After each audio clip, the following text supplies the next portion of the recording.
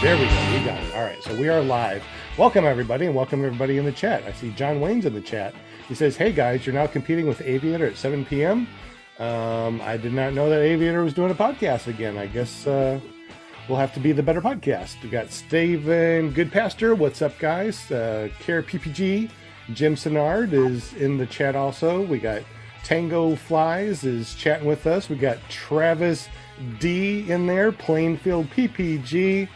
And of course, all of us. So welcome to PPG Grandpa's Paramotor Podcast, clearproptv.com and paratalk.org.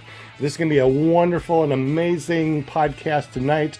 But before we introduce our guest, Jerry Fly, we're going to be introducing our panel real quick. So we got ParaMomUSA.com, our very own Linda Anderson with her little pom-poms. Woot, woot, woot. Hi, guys. Glad you made it here, Linda. Welcome, and we appreciate you. You are our PR girl that takes care of us, and we appreciate you very much. You got a very famous son too that does a podcast on Thursdays. Tell us about that real quick. Robert Michaels. You can find him on Thursday night at paraglidingtalk.com. It's really a very informative show. A lot with shenanigans. That's what I love about it. And yeah, y'all got to check it out on Thursday night. Place to be. Right, Will? Will knows. Will's like, oh, yeah.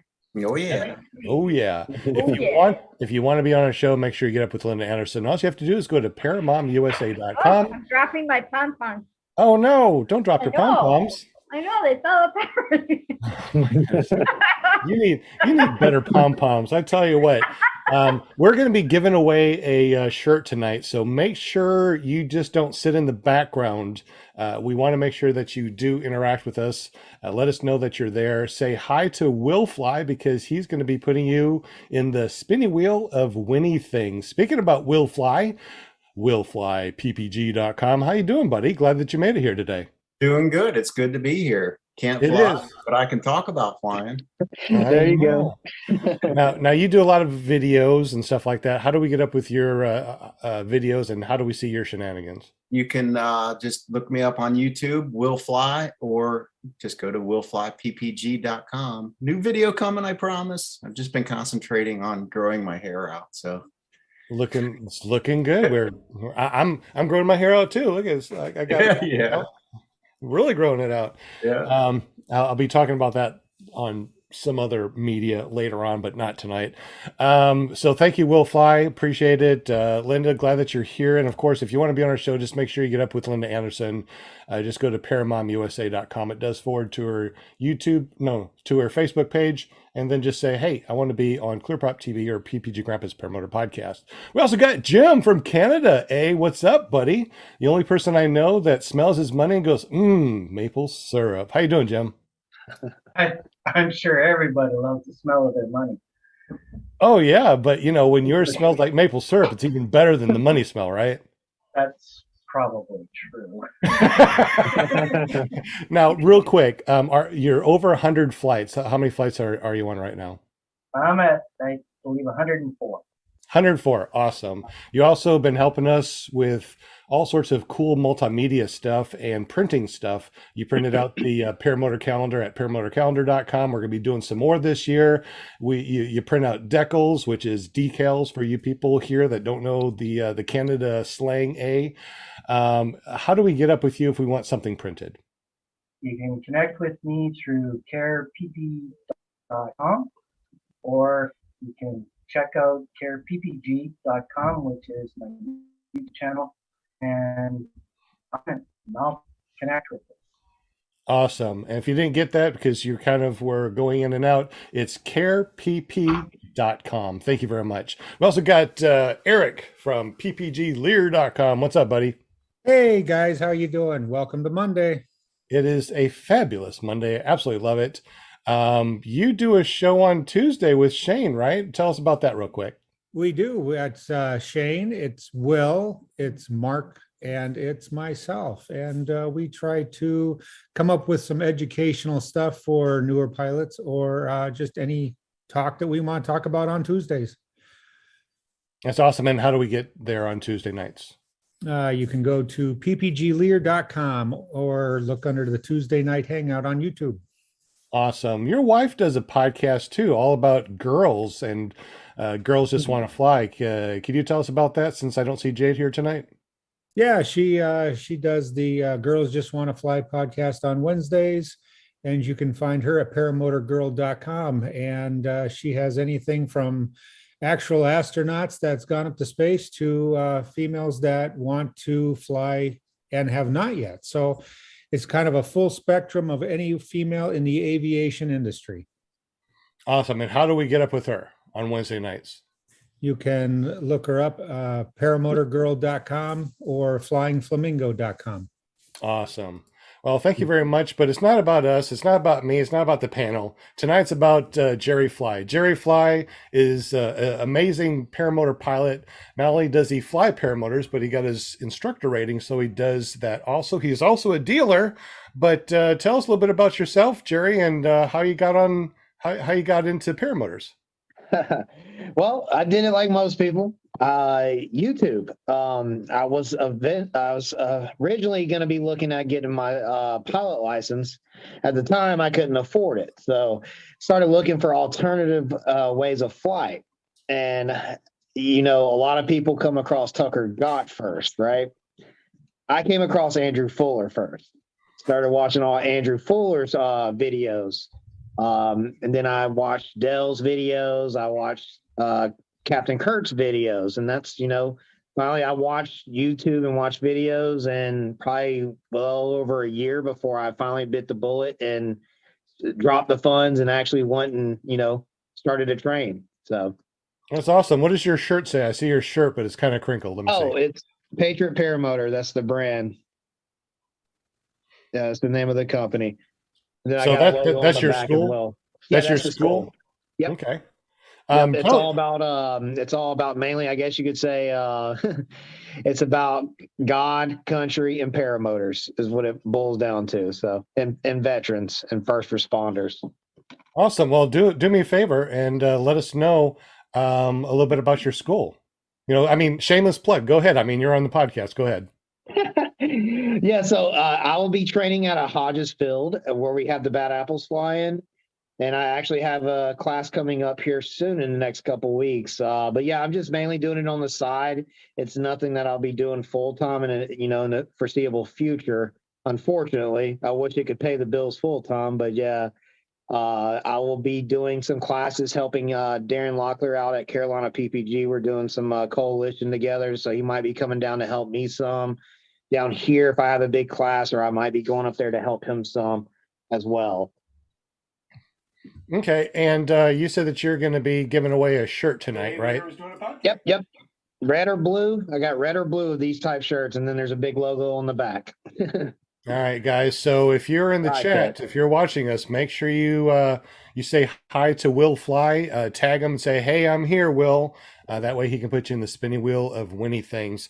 We talked a lot about you and what you've done over the last 6 years of flying, right? 6 years of flying? Yeah, getting close to 6 years. Yep.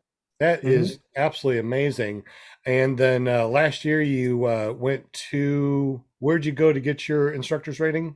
I went to Chad Bastion up at the Endless Foot Drag. I was in that class with like John Ripa and Rick Davies and stuff like that. We had a big class up there for 6 days. So it was a great class. Ron over at Lone Star Paramotor, great instructor. He helped lead it with Chad Bastion from the West Coast, and then Paul as well from up north.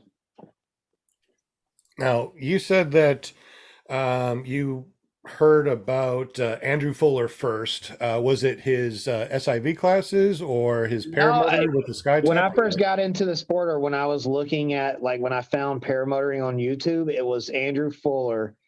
And I think he was flying out at the paramotor or at Black Hawk Ranch. And then his motor, I think he blew like a piston in his motor, and he had a motor out, and then it shows him riding the four-wheeler, and he's got his dog on the front. That was probably one of the first videos I remember seeing about paramotoring. And then of course I saw, other people like Dell, Tucker, Captain Kurt, and then other people. There was a gentleman that I used to watch too. He used to fly a flat top as well, but then he I don't know. He kind of like went MIA, but I used to watch a lot of his videos as well. But yeah, found it on YouTube like a lot of people, just not Tucker Got It. It was Andrew Fuller this time. That's crazy. Now you did say that you heard of Superdell and Flight Junkies, Captain Kurt. Yep. What'd you finally do as far as training? I finally, I went to Captain Kurt. That's where I originally trained from. The training I think was great, even still to this day. I think he put on a good class. I can't speak for other classes that he's put on, but when I was there, it was a good class. He's a very safe instructor when I was there. I mean, I think the biggest thing, and just honestly, was the fresh breeze weight. I mean, foot launching a fresh breeze, it's a big learning curve in itself, especially with the torque and everything. I remember one of my first flights, the torque was so bad it almost spun me around. That's how bad it was. So, but yeah, and I'm a bigger guy, so like I've never had that problem with a Moster 185 that like I fly now. But yeah, I mean, as far as the training goes, it was really good. I got like 4 or 5 flights up there with him in Ohio, and then I came back here.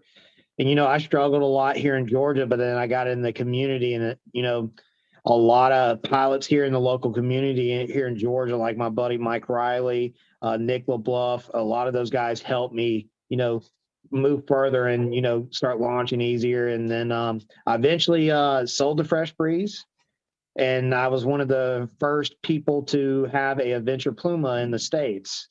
And like it was a game changer for me as far as like launching, landing, whole 9 yards. It was just made things night and day easier. So definitely weight is a big deal, and then the modern technology as far as harnesses go. And when we were talking in the pre-show, you said that the Fresh Breeze has higher hang points. Yeah. And Yep. I was on a J-bar system, like the old school, I guess you could say J-bar system with the high hang points where you got the little J-bars right here hanging over you. So I didn't have the comfort. I eventually changed to the comfort bars that were more like here. But yeah, it didn't help me too much.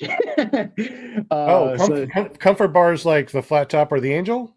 No, they got bars. I guess you could say they're similar, and they're fixed hang points that come out right here, like like I guess you say mid hang point level. But yeah, it was a learning curve in itself to launch it. Once you launch it, you're good. I mean, you had to pull yourself in the seat, climb up high, and then stow your brakes, and then make sure you obviously stow your brakes, and then pull yourself in the harness. So, yeah, a lot of difference than modern frames today. And you had the Simonini 135, and you said that was a very good motor, right? I mean, how long? Oh yeah, they're pretty solid very and reliable motors. Like, yeah, I mean, it had power. I don't think it's as strong as a Moster 185, but yeah, the reliability of the motor is next to none. Like, a buddy of mine here in Georgia, Dave, he flies a Nirvana, which is a Simonini motor as well. Man, that thing, it's Old Faithful. That thing always fires up. It don't matter if it hadn't ran in a couple months, if it's cold outside, hot outside, it always fires up and runs. And I don't even think he's ever had a motor out on it. So, but yeah, they're reliable motors for sure. That's awesome. Is it similar to like a Atom 80? I got Atom 80, and it can be sitting around for 6 months, and you pull it one time and it starts. I mean, is it something like that? Yeah, and that's the thing. I know when Kurt does the whole, on his videos about the, first pull, second pull thing, like those motors do fire up like that. If you keep them up and, do the routine maintenance on them, they do fire up like that. They're reliable motors. I mean, I would not mind flying one at all if I was on a trike. Oh, okay. That makes sense. I might have you ever flown a trike? I know that you do foot launch. Have you ever flown a trike? I flew a trike one time, and that was years ago. It was probably at the first Bad Apples that I went to. Didn't have a problem with it. I enjoyed it. Like, I definitely want to put that in my arsenal of, if I don't feel like, foot launching when the grass is wet at like early AM flight, it'd be nice to not slide 30 feet when you come into landing, praying that you're going to land on your feet still and not slip on the wet grass. But yeah, there's definitely perks to a trike. Goal this year, though, is to get a tandem trike with a tandem wing. And so I can do introductory flights for students. And I'm going to get my tandem exemption at this year's endless foot drag probably. Ah, that's Yep. that's good. Mhm. That's awesome. Eric, I know that you got a couple of questions from the chat. Can you ask them real quick? Yeah, Nick Griffith wants to know what your go-to wing is. Um, Now it's a Dudek Drift Air 20 meter. That's my newest wing. It's a learning curve for me because it's the hottest wing I ever owned. But I mean, it's rock solid. I love it. Like cuts through, turbulence really good. I know it's like I guess you could say it's entry level slalom. It's a great all around wing. I got it to keep up with some of my friends here in Georgia that they fly hotter wings like Snake XXs, or they're on a Warp, or they're on a smaller Hadron XX or something like that. When they do cross countries, I got it to keep up with them. Normally, I would be flying a Sky Sema Power that I'm overweight on. Basically, it's an updated Dominator wing, is what it is. It's what like Andrew Fuller uses in his SIV clinics. So if Well, I'm going to learn something or try to do something, out of my comfort zone, I'm definitely going to be on a AB wing to learn it first. so you said Andrew Fuller and SIVs. So any SIVs or any SIVs in the future? Not, I haven't been yet, but Andrew Fuller has been trying to get me down there for the longest time. I have helped him a lot, as far as when he was up here before he moved down to Florida, I helped him film some videos and stuff like that. I've learned a lot from him. He's a great guy, probably one of the best pilots in the country, at least in my book. Knows his stuff. And like, yeah, I got to take the time and, actually go send it. So, but yeah, in the foreseeable future, I will be doing SIV clinics, probably more than one. That's awesome. You said that you are flying a 20-meter wing, but you said you're a big guy. What is your all-up weight? I'm right on the top. I guess you could say I'm on the top side, top weight range. I'm right at 200 pounds. I prefer to fly on the heavier side of a wing. Um, I just, make it more dynamic for me, but not too much. Like it's not competition weight range, but I prefer to be on the heavier side of a wing. Now, obviously, if I was, doing free flight or something like that, I wouldn't be. I'd be more of a, I guess you could say, middle of the rate range. But it's just a personal preference. I like to fly a little bit heavy on the heavier side. To me, it's a little bit more collapse resistant and stuff like that. But as far as that drift air is concerned, like, it would take an act of God to get that thing to do a collapse. Like it's the technology behind it, the shark nose and all that stuff. It's a phenomenal wing. And, I did a lot of research on it, talked to a lot of people that fly that wing before I actually decided to go with it. So, but yeah, I'm loving the wing. Okay. I think we got a statement from Kelby Cox. Eric, you want to read Yeah, that? he says he lives in Warner Robins, and they have a small group that flies here. Okay. Yeah, I know some guys down that way. Maybe it's Mark and Sean. I know that Sean, the brothers, maybe it's one of them. I think they're down that way, or all Benny. But definitely, yeah. Okay. I'd love to come down here and fly. It's better. It's flatter ground down there than from being north of Atlanta. So better smooth air as soon as you get above the tree line. Absolutely. And don't forget too, over at ppgzone.com, you can get yourself a free account there. It's kind of like a Facebook for paramotor people, paramotor pilots, or people that want to get into it. And they have an interactive map. So if you sign up, you'll be able to see all the pilots or people that That's want to be awesome. pilots in your area. So that's something to think about too, guys. Definitely. Any questions on the panel? I got another one. Okay. What's Nick Griffith wants to know, where's Jerry's favorite place he flew? I would say if we're talking Georgia, definitely at Hodges Field at the Bad Apples, flying. It's one of those things where like just being around the community and all these other pilots and like the things we do outside of flying, just like, talking, walking around after we fly, but the scenery is top notch at Bad Apples. I call it, I know Mike Mixer's already stole the name Field of Dreams, but literally to me, that's the Field of Dreams. What we're launching on, what we're landing on, you can't beat it. But yeah, just, the farmland. And then I like flying the beach a lot. I go down to Pensacola. We fly Panama City some. But me and Carl and George, or well, George didn't make that trip this time, but me and Carl went and flew Pensacola and Navarre, and we got about 8-9 miles of stretch of beach, and we met up with some local pilots down there, like Jacquees Burton or Jack Burton. And yeah, I love flying the beach. I guess you could say if I'm not flying like open farmland and Alps everywhere, I would definitely say down in the beach. Other than the SIV, I've never really flown at a beach, but I definitely want to fly motors at the Don, beach. you got to come and meet us sometime and go down there. It's a dude. I love it. I really do. I wanna. Matter of fact, next time I go down to see Andrew and do an SIV, I'll bring my motor and go fly. Well, here's an invite for you, Sean. If you show up early, I'm going to be down at Bad Apples pretty early helping set up, but I'm going to be down there extremely early before anybody else, just to, do some tasks that Tim Gaskins asked me to do. But if you get down there early, we can take off and go down to the beach and fly a day or two if you got the time. Of all the fly-ins this year, I will definitely go to Bad Apples. And if you got that invite to go a little bit earlier to fly at the beach, I think I'm going to take you up, bud. Yeah, definitely. We'll send it. We'll go down there. Yeah. It won't be that far of a drive. We probably got about 2 to 3 hours from there, I believe. So well, driving all the way to Bad Apples, 3 more hours is nothing, I suppose. I mean, really, it's like 3 hours is like no big deal. I mean, I could do that staying on my head, right? Mm-hmm. I got a question for Jerry. Yes. Okay. Yeah. So God Country Paramotors, that's basically that's your theme, right? So how did you come about that? Did you serve?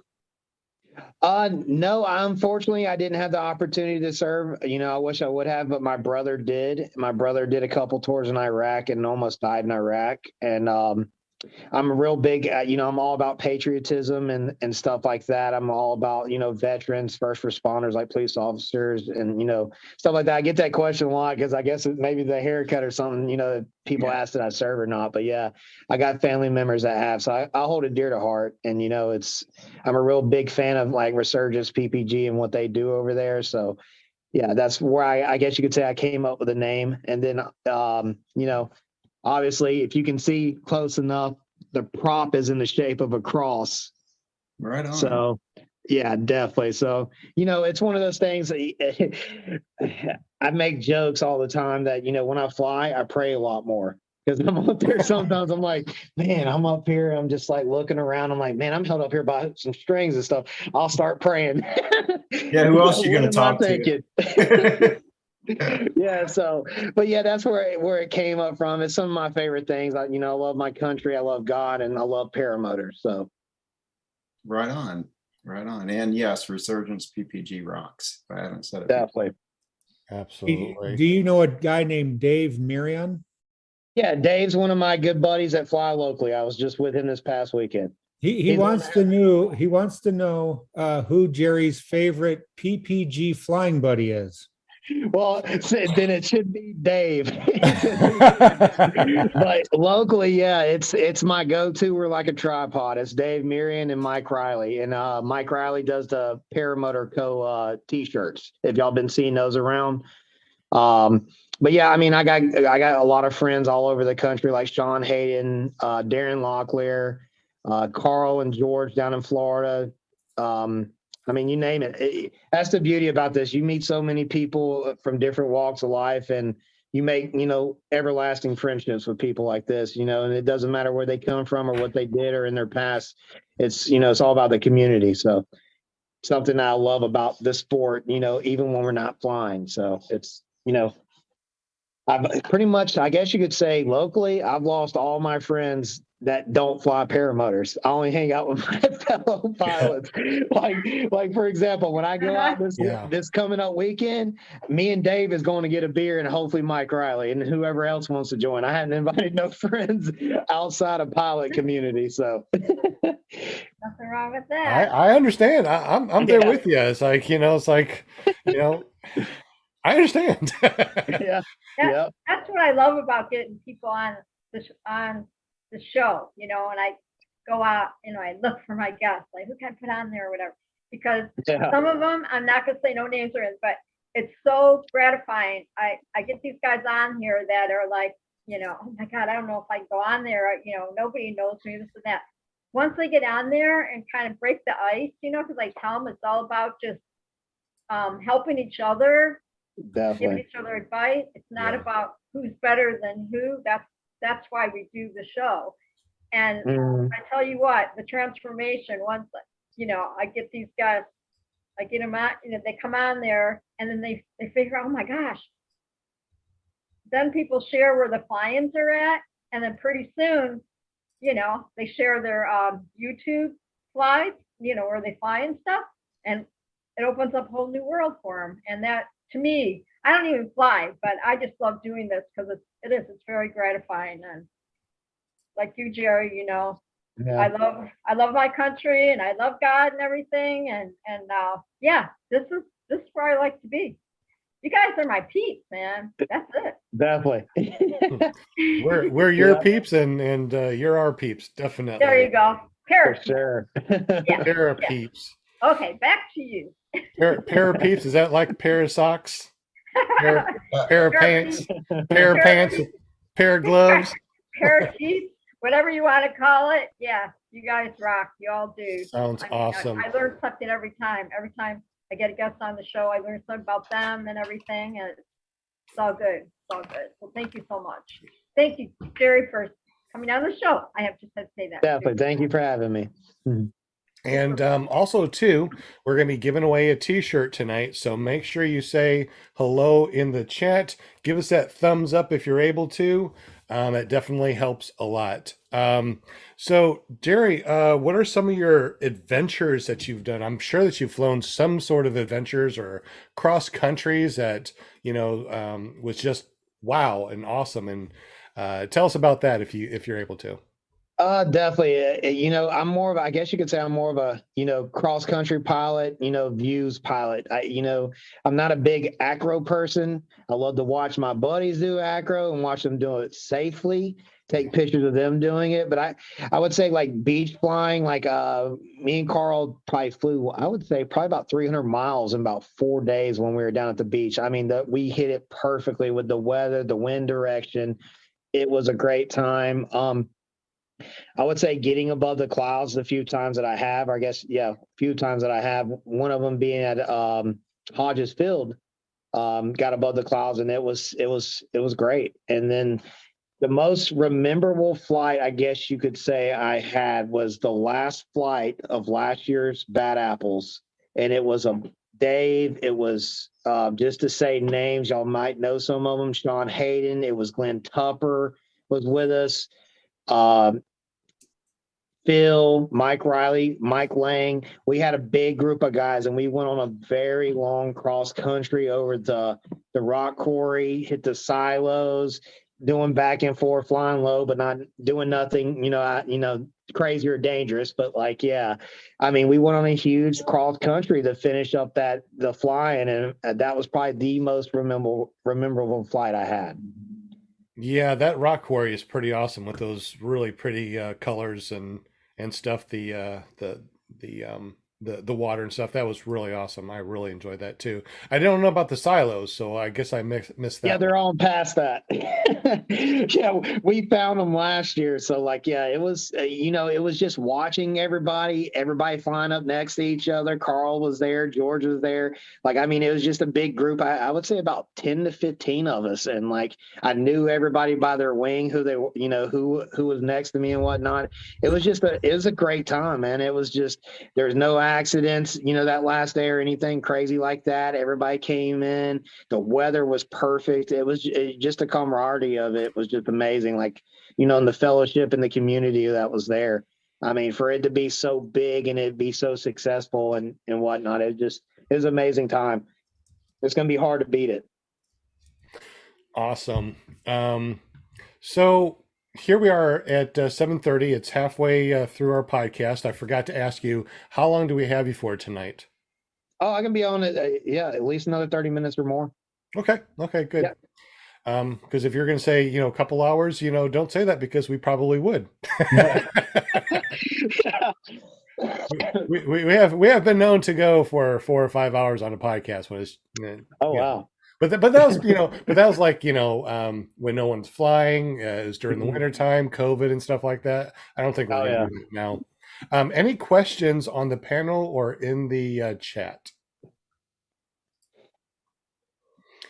I'll go if I do have one question for Jerry. If Okay. you're an instructor, right? Paramotor Yes, sir. instructor. Yeah, So- newer instructor, yes. So what's your favorite thing about teaching people to fly paramotors? I would say my favorite thing to see is their face when they land after that first flight and they hear their experience and what they say. But it's something I'm very passionate about. It's not something, if anybody that's an instructor, everybody knows we don't do this for the money. It's about the passion of the sport and the growing of the sport and to keep people safe doing it, and hopefully spread that safety and everything to the next person. And hopefully they make good decisions. And, obviously our sport isn't regulated and we like to keep it that way. So we have that true freedom of what we get to do. But yeah, it's just passing that safety along and seeing that face when they land and their experience and hearing them explain it. So it's nothing like it. Yeah, And you make everlasting friendships from this. Like, I mean, I have to say that, like, yeah, like all my friends outside of paramotoring, I hardly ever talk to anymore. It's kind of bad. I hate to say that, but like, it's something that comes along with this sport and this community. So JP wants to know if Jerry Fly and Will Fly are related. Well, I guess we got the same last name. there we go. I love your energy, man. Good ambassador. Thank you. Absolutely. All right. So any other questions before we continue? Nope. That's why I gravitate to the paramotor world, and I just because you guys have energy. You're always just, I don't know, you always push yourself to do better, and that helps me too. So like I said, even though if I don't fly, but just watching you guys and everything, I gravitate to the positive. It's called positive energy, and it helps me every day. It does. So. Hey, Jerry, some of this, I don't want to mention names, but Yep. Deweese is asking, she signed in late and she wants to know where you're from. I'm from, I guess you could say I'm just from north of Atlanta. I'm from Cobb County originally. So I grew up around like Marietta, Kennesaw area. Okay. Yep. All right. Let's see. Fly-ins. You said that you are definitely going to be going to Bad Apples. What other fly-ins are you going to be doing this year, and what other fly-ins have you done in the past? Let's see. So I'm definitely 100% committed to Bad Apples, and I'm 100% committed to the endless foot drag. Those are the main two I will definitely hit every year. I wish the Palm Bay flying was still going on down at the compound. That's a great, phenomenal flying that Eric put on. I wish, we could get that going again, but yeah, definitely the endless foot drag and Bad Apples this year. And I hope don't quote me on it, but I hope to make Dave Purden's flying as well. Definitely would like to do that. And then I wish Beach Blast would come back. That'd be another great fly-in too. So if it came back, I'd definitely make the time to make it to that one. So have you ever done or wanted to go over to what's the one over in the Salt Lakes? The what's that flying? Glamis or the Salton Sea? Yeah, Salton Sea. Isn't the circus over there too? Yeah, the circus. We talked about going, like I talked to some like local guys. Actually, Dave Miriam that was in this chat, he actually went out west by himself and did like a month-long trip flying around everywhere and like hitting different states and stuff like that. But yeah, I definitely would love to make the Salton Sea eventually. Kind of threw me for a loop. Like I was talking to people about it, like, man, make sure you take one of your older wings when you go, because man, they're gonna get very dirty after going to Salton Sea once. So yeah, but yeah, if I get to make it, maybe next year I might make Salton Sea. Okay. Now, you said you're a dealer and you are able to get a bunch of different types of wings and paramotors and stuff like that. Which paramotors and wings have you gravitated towards? I know, funny because you fly the Gravity, but Yeah. what do you kind of like the best? Not particular the best motors or wings, but what have you liked about them as far as motors and wings? I would say wing wise, I really like Dudek. I love their quality. I love their technology. Sky, they're another good one as well. They make very good wings. They've been around for a very long time. They make their stuff in house like Dudek does as well. So the quality control is really good. I do. I like BGD as well. BGD is another good one. I'm actually using those for my students now because obviously with COVID and stuff backed up, they're easily available. So, but yeah, they're another great wing. I like the Luna and the Magic. As far as motors go, I would say, I like Gravity, and why I like Gravity is the rigidity of the cage. The cage doesn't flex. I like to do power forwards. I love the safety features on it, like the strap that's on the back where it connects to the frame itself, like the arm. It has a backup safety that basically if that bolt or that system ever snapped, you got a lanyard that's holding onto that arm so it doesn't send you into a spiral. That's another safety feature I like about it. The netting's very tight. It's very small holes in the netting, so the odds of getting a brake toggle through it is very slim. But yeah, there's other frames I like. I like Power to Fly's products. I like the titanium frame. I'm a dealer through Darren Locklear in Carolina PPG with him. Like the SkyTap frame. I really like the SkyTap. I like Andrew Fuller's new frame that he's came out with the weight shift arms and everything. So, The but yeah, Spartan. the Spartan. Yeah, it's a good setup. It's rock solid. The cage doesn't flex either, and it's a single hoop too. He's making a very good product. He's actually, I think he's going to be set up with me this year at Bad Apples. So yeah, he'll have some of those out there. So I haven't got the fly one yet, but I'm excited to. So. But yeah, that's what I gravitate towards. I look for a lot of safety features as far as the netting, the cage, how it doesn't have flex and stuff like that. I had a Pluma for years, and that was my biggest gripe. It's great frame, but I just didn't like how the frame wasn't as stern. I do power forwards and stuff like that, and I've had it snap on me here and there. But nothing to say bad about the Venture Pluma. It's a great frame, but yeah, that I just look for certain things that because my type of flying and launching. So Absolutely. Now you've had the Seminini 135. You had the Mosters 185s. I'm assuming that you've worked on other motors, being a school. What have you? You said that the Seminini 135 is a really rock solid. yeah, I never had a problem out of the Seminini at all. Like when I had the Fresh Breeze, I didn't have a problem out of it. I didn't hear many people having problems out of it. And I know other, like Nirvana, that's another good frame that I like as well. And their motors are Semininis. And like, that's what I was talking about in the chat, Dave. Like that thing's old faithful. That thing doesn't never go down. Like, I mean, we went out and flew and this past weekend and he didn't, I think he hasn't flown since we were down at Hodges a couple months ago. Thing fired right up. He never has a motor out. I mean, it's a trustful motor. You can fly with confidence with it. Awesome. Now remember, guys, in about 20 minutes, we're going to be doing the spinning wheel of winning things to give away a t-shirt tonight. So please make sure you say hello or say something in the chat. Definitely make sure that you say hello to Will Fly as he's putting all of your names in the spinning wheel of winning things. Remember, must be present to win. Eric, was there any other questions in the chat that we need to talk about?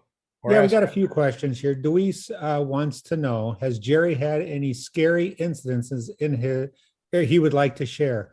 Also, kind of along that, what's been your best flight that you've ever had?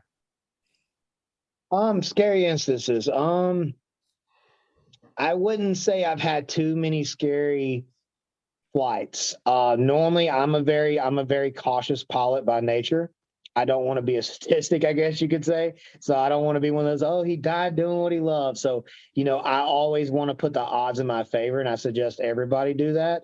Flying early morning, late evenings, obviously until you progress and you want to fly thermals and stuff like that. But, um, I've had one, I guess you could say one major collapse, and it was just a big wingtip collapse. Rocked me, and time I looked up, I was on a Dudek Universal, and time I looked up, it was already opened. These wings are made to, fly. So, I mean, um, I feel very safe on a wing, but if I go up and I don't like what I'm feeling, I'll turn it around and land, even if all my buddies are up. Everybody's got a bump tolerance, and I prefer to fly in smooth air, and, so I can go hands off, take pictures, whatever, go live on Facebook or something like that. So that's normally why I steer clear of, any trashy air. Have I been in it? Like, yes, but like I'll normally turn around and land if I'm not liking what I'm feeling. To me, that's a big thing with people, like especially new students and stuff. Don't feel peer pressure, because all your buddies are up flying around you, and they go up an hour or two before it gets dark, and there's still thermals, and the winds are shifting a little bit. Some people will fly a lot more and trashier stuff. So but me personally, I'm very cautious. So, I'll wait, I'll watch windsocks, I'll watch people's wings to see if they're yawning and stuff like that before I actually send it. So, but yeah, so that's why I've had, I guess you could say, less occurrences of anything that kind of freaked me out really bad. So. That makes sense. I know that I am really good at when I go out and I'm ready to fly. If I don't feel it, if there's something weird, it's like if I blow a launch, I'm just going to pack up and put it away and Yeah. not fly. I don't need to fly if it's not clear up here. Mhm. If I'm going to be going out and doing a bunch of foot dragging and staying low, I don't wear my reserve, which is a front mount. Do you have a reserve? Yes. I And wear a side mount reserve. I wear a Sky Reserve 3. I mean, what's to the me, size? What size is that? 135. Yeah, 135 size. So it's And rated up to, like, I think 310 pounds, I believe it is. So okay. yeah, obviously if I go trike and stuff like that, I'll definitely be getting a bigger reserve and stuff for like that. But yeah, I mean, I like Chris Santa Croce's view on it. Like, hey, one day if you got to throw it, hey, be happy you get to use this thing finally. Use it. Like, I mean, I talk to students. I'm like, hey, if you ever get in a bad situation, or you think you need it, then you need it. Use it. Don't be afraid of it. Use it. It's there to save you. It's there to be there for you. And it's another arsenal in your tool bag. Totally agree. And I hate watching videos of somebody trying to fix their wing and they have a perfectly good reserve or two and they hit the ground. It's like, throw it. Yeah. It's like no one will ever say anything bad about throwing a reserve. That is Yeah. for you and for your life. Absolutely. Definitely. And another thing, like I hear a lot of people say, oh, if you're not 500 feet up, it's no good. It ain't going to help you anyways. That's very untrue. I've heard of instances where one of my main importer for Sky, Jason, he's a paraglider pilot, mainly free flight. It's his reserve saved his life at about 152 feet. So they definitely work, and situational. So like definitely, it's more fabric up in the air is going to slow your fall. So keep that in mind. So Exactly. More fabric, the better. Now, yep. at your school or have you ever like repacked your reserve or do you send it off or how does that work for you? Um, I've sent mine off in the past, but I will be helping. And I don't know if I should say this yet or not, but I'm gonna go ahead and say it. He might get mad at me, but I'm gonna be helping Andrew Fuller repack reserves at this year's Bad Apples. We got a lot already lined up from people, so it might be limited access to it. But yeah, we're doing reserve repack, so I'm learning that through Andrew Fuller this year. I'm gonna be helping him. Yeah, it's really awesome. I think Yep. it's really good.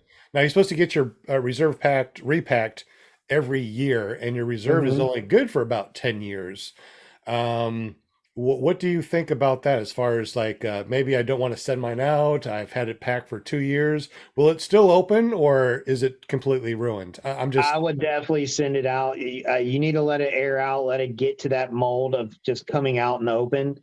I mean, same thing with wings. I think everybody should follow their inspections and, send it out to like Eric DeFore's wife or Shannon Michaels is where I send mine wings to. And like, if you're not sure about something, then send it off. Like, I mean, this is a very what we do in itself, you don't want to have any mental thought while you're up there. You want to feel like, yeah, my wing's good, my reserve's good, I'm good. So if you ever have any doubts about, if your wing's trimmed, send it off, get it checked. We got great people that do that. So definitely do that by the book. Absolutely. I agree with you. In the chat, let me know, do you have a reserve? Do you send it off every year? Do you send your wing off every 100 hours or every year? I would like to know what you guys do. And don't forget, thumbs up really helps us out. In about 15 minutes, we're going to be spinning that spinning wheel of winning things for a t-shirt. So make sure you say hello to Will Fly. Definitely appreciate you guys joining us tonight. I know there's other places you could be and do, and you could be out flying probably, but you're here, so we definitely appreciate you. Thank you very much. Do we have any other questions in the chat, Mr. Eric? Not really a question. Phil, he kind of had a question for the panel. He feels the motor, cage harness rather, is as much about the fit of one's body as its weight. Do you agree? So basically, I think he's asking, do you, when you find a cage or a harness that fits you, will you add a little weight to get one that fits you well, or would you shave a little weight off one that doesn't fit you well? My answer to that would be, if you're comfortable, a pound or two isn't a bad thing, because the last thing you want to do is be uncomfortable. Yeah, I personally fly do that comfort seat harness. It's normally on the heavier end of other harnesses, I guess you could say, but it's so comfortable. I love everything about it. It's a very solid, comfortable harness. So like, I'll sacrifice a pound or however much more it weighs than others just for that comfortability. Well, the thing is too, 16 ounces of water that you drink is a pound. So, if you are worried about an extra pound, don't drink that water, and don't, have that water, on your paramotor when you take off. It's amazing. Gas is only 6 pounds a gallon, where water is about 8 pounds a gallon. So the more water you put on your paramotor, or the more water weight you have on you, the heavier it is. I like the comfort seats personally. The ones that flip out and scoop up underneath your knees when you're flying, that's pretty good. How about the rest of you guys? Totally agree with the I want to be comfortable. Also too, I fly the SkyTap Angel. It's not really, to me, it's not heavy, but it has the skids, and I don't have to put it on anything. I can just drag it out to where I need to go. I lay out my wing. I clip my wing into the SkyTap while it's on the ground, and then when I'm ready, I sit down in it, buckle myself up, start it up, lean forward, and after I rev it up and I'm ready to do a forward inflation, it's only on my shoulders for less than a minute. So, I really don't care that it's a heavy frame. It's a solid frame. I am going to get a titanium. What am I going to get? It's a Corsair 172 with a titanium frame. I think it has a Dudek comfort seat. So I'm going to be getting one of those too, and going to be trying that out also. Like I said, I got that little Atom 80, which I'm going to try to fly one of these days when I have some heavier wind. And take it to the beach. You know what? That'd be a good one. I might have to try that. I think it'd be pretty neat. Hey, we got to give a shout out to Darren Locklear. He just donated $20 to your show, Sean. Oh, thank you very much, Awesome. Darren. Appreciate you, buddy. Awesome. Thank you. That will definitely help out. And Bill H said that some old people care about weight of their paramotors. Old people. Yeah. Old people. I understand. I mean, my back is not the best. I'm not a young kid anymore. Matter of fact, I'm a grandpa, hence the PPG grandpa, right? I can't carry weight on my back very long. So being able to, sit down, start it up, and then stand up and go for a forward inflation and be in the air within 30 seconds, to me is much better than to have like an Atom 80 on my back and I'm, clipping in, I'm standing up, I'm clipping in, I'm bending over, and I'm walking around with a paramotor on my back. I don't know. To me, that's kind of heavy. And I also got that clip-on a trike that I can use. So I don't have to carry anything on my back, but I love to foot launch. Oh my God, it's like my favorite. Um, You got the comfort seat harness on your SkyTap, Sean? No, I got the original. It's not, Original? yeah, it's not that comfortable, but I still, when I go out and fly, I fly for 2.5 hours. There you So go. every time I fly, I'm doing 2.5 hours, averaging about 60 miles of flight. So I do a lot of maintenance on my motor, a lot of maintenance. Well, PMs. I do a lot of, preventative maintenance on it. And I do all my 25, 50, 75, and 100-hour maintenance. And the 200 hours maintenance when I got to replace the piston is still not that bad. How many maintenances and do you keep up with your motor maintenance and stuff like that? And what do you think people should do as far as like their motor maintenance? So I know I've heard a lot of people say if it ain't broke, don't fix it. What is your what's your goal on I that? think you should follow the routine maintenance that, like, if you're flying a Viserati, you should definitely follow that routine maintenance. I change my plug like every 8-9 hours to 10 hours, somewhere around there, just because, I think pre-flights are very important as far as looking at your motor. Like, for example, this motor I currently got, I've had to tweak the carb multiple times. I mean, it's so finicky, and I've never, my Pluma that had the same motor wasn't as bad like that. It wasn't like that. Once I got it broken in really good, wasn't a problem. But this one, I've tweaked it every time before I go fly almost. But I mean, I guess it's different elevations because I've been going from North Georgia to Hodges Field to down to the beach or, Florida. So had to tweak it by like a little, not even a quarter turn just to make sure it's hitting right when you hit that throttle. So. But yeah, definitely follow the routine maintenance guide for sure, like the carb maintenance and then your 100-hour maintenance and stuff like that. Awesome. We're about 5 minutes from spinning the spinning wheel of winning things. You must be present to win. We are going to be giving away a T-shirt. Jerry, can you let us know what the T-shirt looks like? And yeah, it's this right here, but it's in blue and red, and then there's a big logo on the back. Let me know if you can see it. I'll try to make sure you can see it. The big American flag with the same logo down the center of the American flag. Can y'all see that? Yeah, kind of. It's cool. Yeah, I'll post it in the chat. Nice. We do have a question in the chat. You may know this guy. Oh, we have a question in the chat. You may know this guy. His name is Darren Locklear. Yes, sir. Okay.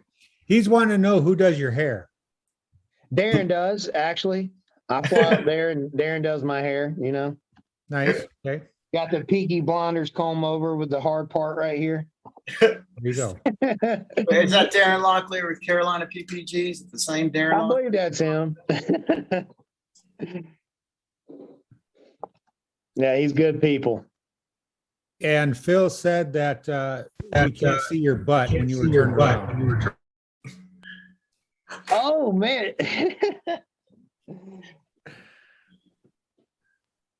This is supposed to be rated PPG. So, no more showing butts, right? Daniel Roush wants to know if he doesn't win a shirt tonight, where can he buy one? I will definitely have a bunch of them down if he's coming down to the Bad Apples fly-in. But yeah, if he wants to message me privately, I can definitely ship him one. No problem. Good deal. I'm trying to go over everything over here in the chat to see what people have said. A lot of people in the chat. Let me just say hello to everybody. I'm going to scroll up a little bit, make sure I got everybody. That way, everybody that's listening to this podcast, audio wise, you guys will be able to hear who is in the chat. Make sure you guys go here. We got Mark McElroy from ParalifePPG.com. If you haven't been over to ParalifePPG.com, you definitely need to go there. He has amazing merch and his shirts are freaking awesome. Got Flying Flamingo Jade, Eric PPG Lear, Will Fly, David Marion, Kelby Cox, Daniel Roosh, Will Fly, Phil, what's your last name? Huker? I'm sorry if I messed that up. We got Bill H. Hey, always good to see Bill H. He's always in the chat, always comes to all the shows. He's really awesome. We got Travis D. I say D because we need to get together, Travis, because I'm not sure which way to say your last name. Every time I say it, I feel like I'm saying it the wrong way. So I try to say it the other way, and apparently that's the wrong way. Deweese Milstead's in the house. PPG, the other Nick. What's up, the other Nick? Good to see you, buddy. Let's see. I'm scrolling through lots of talking here. I'm glad you guys are hanging out and chatting in the chat. Paramotor Steve is in here also. What's up, Paramotor Steve? Tango Flies, Gary Simmons. Man, just so many people here. Thank you guys so much for chatting here and just hanging out with us. John Wayne, I think I already said John Wayne. He's one of our supporters for the show, and for the and for my YouTube channel. So we definitely thank you. JP Tulo's in the house. What's up, JP?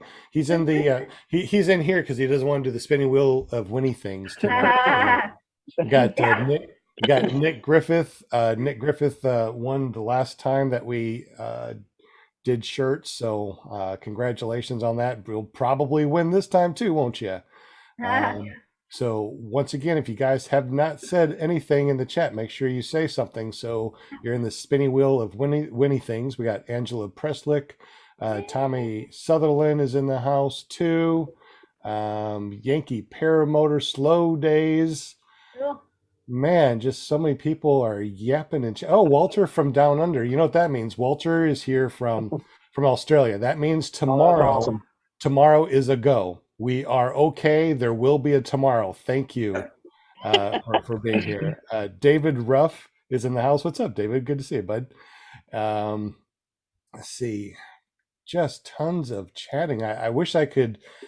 You know what? I go through the chat like the next day when I'm not hosting. There's just so much going on. Darian Locklear donated $20. Thank you so much, buddy. I appreciate that. That definitely helps out with the show. Just tons of chatting. My goodness. If you guys have not come over here and watched a live show, you definitely need to do that. Every Monday night at 7 p.m. Lots of people talking. Great people on the show. Lots of amazing guests. You can learn a lot of things. We're 2 minutes from spinning the spinning wheel of Winnie things. It's I mean, we're just so close. Remember, you guys got to be here to win. If you haven't hit the thumbs up, make sure you hit the thumbs up, or just go like this. You know, if you can't, just give me a thumbs up. I can't see it, but I just, it's just the feeling of giving the thumbs up. That's all you need to do, right? Jerry Fly, got a couple minutes before we're going to spin the spinning wheel of Winnie things. Oh, Brooke's in the house too. What's up, Brooke? Good to see you, bud. Brooke Sheffield. Yep. What's up, Brooke? What's up, Brooke? That's another one I got to give a shout out to. Brooke Sheffield, Pinnacle PPG with him and Mark. Definitely be hopefully doing some coalition training with him and Mark in the foreseeable future, hopefully. So, yeah, they call him PPG Pirate. You know what the PPG shoot, I forgot the joke with Pirate. I forgot the joke with Pirate. I'm about to hear that joke, Brooke. Yeah, what's that joke with Pirate? Brooke, I think I'm going to mute you. You got something going on in the background. Got a lot of reverb or something. I think the video's going on. Should be. Yeah, it's still going. Why are pirates always mad? They just are. Wait. There's something special for that. Let's see here. There's what? Wait. There it is. Was that a drum beat? Hey, I'm going to go on the record too to clear things up. Oh, okay. It is pronounced DuPont. DuPont. Now, if he corrects me on this one, I will never pronounce his last name ever again. DuPont. Okay, because I think I said DuPont before, and they said it was wrong. Then I said DuPont, and then they said it was wrong. I'm like, I'm just going to say D. It's just Travis D. It's such a travesty. to say his name wrong. All right. Oh, Mark McElroy said screenshot. So since Yes. Mark's here, Oh, I'll also do a screenshot. Who wants to do the screenshot? I got it. You got it? Oh, okay. You ready? 1, 2, 3. Did it do it? I don't know. You know what? You know what we can always do? We can always go back and do a screenshot after we watch this again. It doesn't have Let me to do be it one more live. time. Sure. 1, 2, 3. All right. I think I got it. All right. Oh, I know I did. Yeah. I got it. All right, good deal. And don't forget too, if you want to help support the show, you can go to iloveppg.com, and that's our merch store. Also, you can look down below the screen here, and there's some merch down there that you can see. We also got the official ClearProp TV shirt. Anything that if you don't want to donate, you can actually just go get a t-shirt, and that helps. We get a couple pennies for every shirt that we get. All right, so it's 8:01. Did everybody say hello in the chat? Say hello to Will so we can give away our t-shirt that Jerry Fly is going to give away. I hope think so. we got everyone. Everybody gives thumbs up when we're able to give thumbs up. We got 30 people watching, 23 thumbs up. So if you're able to give thumbs up, I know that when I'm watching shows on my phone, it's hard to do thumbs up. I totally understand. So I know, me too. I appreciate you guys. Appreciate yeah. I don't see any dislikes, so that's a good thing. But if you want to give us a dislike, I mean that still counts for our metrics. So we don't care if it's likes or dislikes. No, we really No. we like the likes. We like the likes. I'm not going to say that. We like the likes. We got 31 people, and we're ready to. Greg Laney just jumped on too. So Kevin that wheel's pretty. jumped on. Make sure you say hello to Will Fly. And So we got a couple late entries here. a couple. Oh, they're sneaking in. Dang, man. We got Wiggly Wing. We got Kelby Cox. Wiggy Wing. Wiggy Wing. You know, I don't want to look like a grandpa all the time, but it's Wiggy Wing. How about that? Hey, if I wear glasses, you gotta wear glasses, Grandpa. Don't That's have life, man. to. That's the way you just gotta do it. Don't have to. I mean, I just take them off for the picture, okay, because the glare. But I mean, so actually, like you're on the show now and everything, but you can't see. Like, can you see me, or am I just a blur? I just want to know. I can see you fine. Yeah, I can see you fine. Lift No, Paramotor. because you're not wearing glasses. Lift Paramotor just jumped on. No. I can see, but I got to squint a little bit, and it's like, Oh Lord. Oh, spinning. Okay. right. All So, right. so we're gonna do the spinning wheel winning thing. But you guys remember, if you want stickers, I got a lot of ClearProp TV stickers, Pair Swag stickers, a whole bunch of really cool stickers, stacks of stickers. Yeah. I would love to give them away.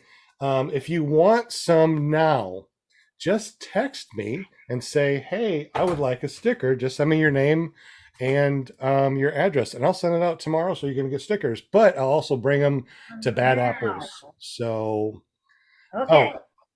if you want to know my, spinning? so there. Yeah, nice wheel. I love the color on that. Greg Laney is in here too. I just put my phone number in the chat. If you don't have it, put it in your phone. Sandra in the Sky is here too. Okay, that's a new one. Sandra in the Sky, Greg Laney, Lift Paramotor, Kelby Cox, Lift Paramotor, Kevin Volt, Wiggy Wing, Travis DuPont. You said it right. And I got confirmation in the chat. We have it in writing from the man himself.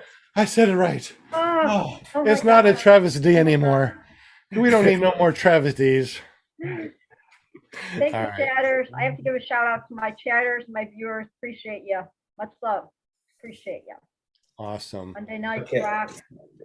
Place to be. There you go. Awesome. All right. It is 8:05. So Jerry, are you ready to spin for a shirt? Yeah. Are we I don't ready? know how I spin, but yeah. Will's going to spin. Will's going to spin it for you. Just want to make sure that you are ready since you're the guest. Oh yeah, definitely. All right, guys. Will fly whenever you're ready. Try to let it go for as long as you can. Let's not just have a spin and somebody wins. I got it greased good. You ready? Whenever you are, buddy. Boom. All right. Who do we think is going to win? Phil Hawker. Whoa, Phil, that's awesome. Nice. Congratulations, Phil. Congratulations, Phil. And of course, now I want to go over to the YouTube so I can watch it again. So that way I can say congratulations, Phil, as soon as it does it over here on the YouTube. Since there's a little bit of a lag. How does Phil get up with you? I can ship it to him. Just tell him to private message me on Facebook. I can ship it to him or however you like. I got red and blue, and just let me know his size. I got medium, large, and extra large. Awesome. Congratulations. That is really cool. And thank you so much for giving away a shirt. Definitely. Actually, hold on. So you can see the back a little bit better. So let me hold this up. So All right. Nice color. The front. You y'all see that? Yeah, All there right. we go. I'm spotlighting. Alrighty. I'm spotlighting it. That way you're on, even though we're talking. Alrighty. All right, and here goes the back. This is the back logo. Hold on. Trying to get it to show. It's showing everything except. There you go. Yeah, there you go. And that's Nice. the back logo. It's a dry fit shirt, moisture wicking. So yeah, it's a really good shirt, really good quality. Cool. Man. I also put your YouTube link for Patriot Paramotor in the notes or the description down below. So if you guys wanna go ahead and check that out. Also got not your YouTube, your main Facebook. But you said that you really haven't done a video in a while on YouTube. Yeah, I haven't been posting much. Like a lot of times I go flying, I'm trying to focus on just flying. Now, if I go to the beach or something like that, if it's like, look, I try to do some footage. I actually got a bunch of footage I need to edit and post.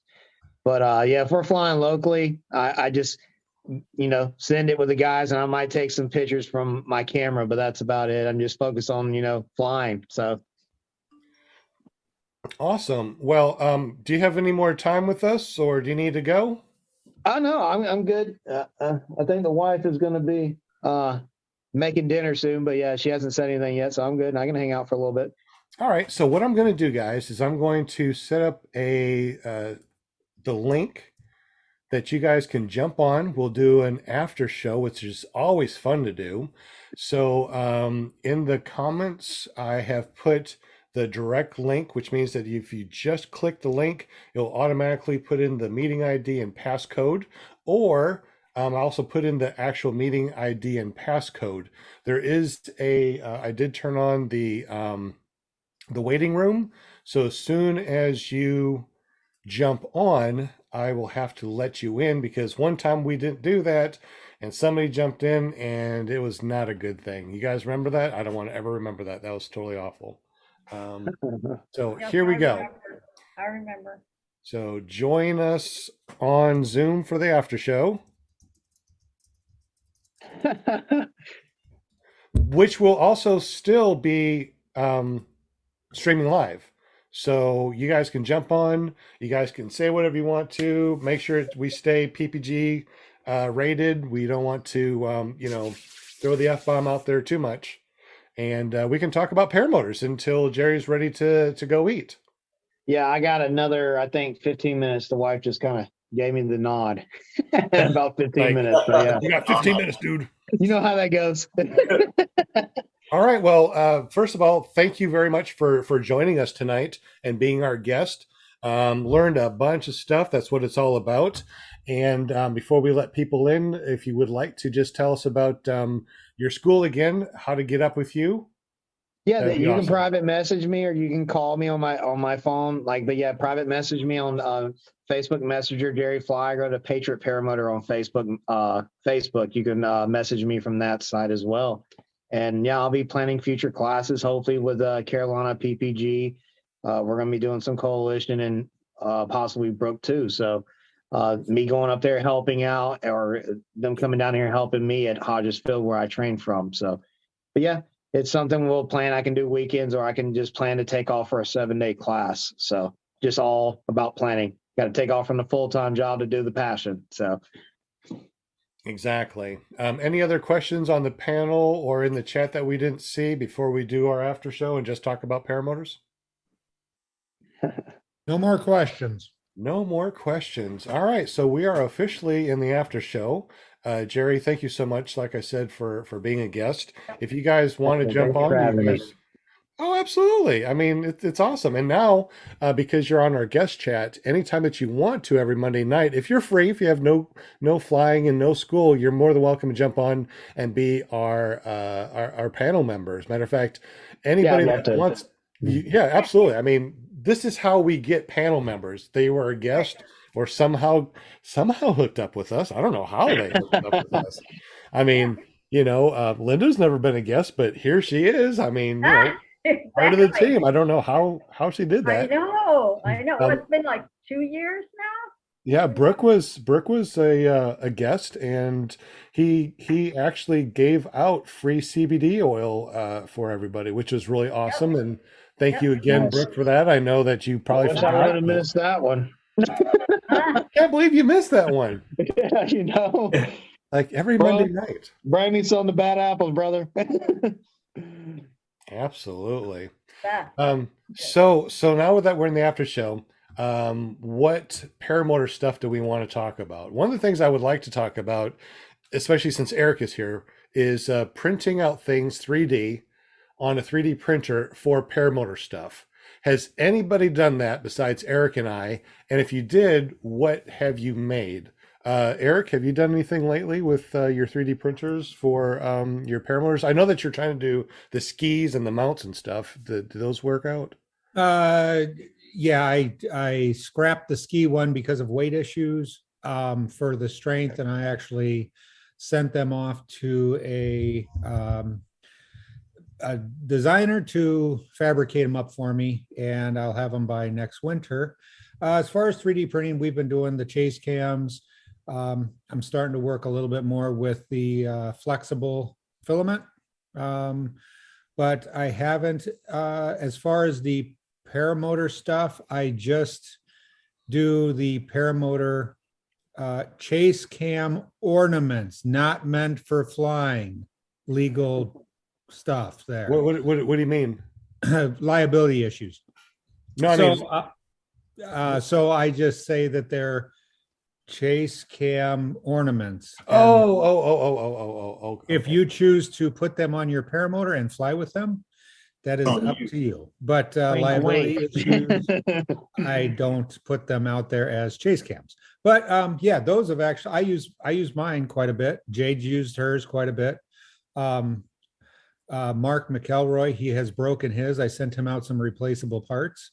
But I haven't gotten much feedback from him. I've printed out a few other ones, and I don't think they've used them yet, but they're newer pilots. So, okay. I But yeah, haven't used it yet either, Eric. Thank you for sending it to me. I will. I promise. yeah. Just very rarely use a chase cam. I thought I would use it all the time when I first got it.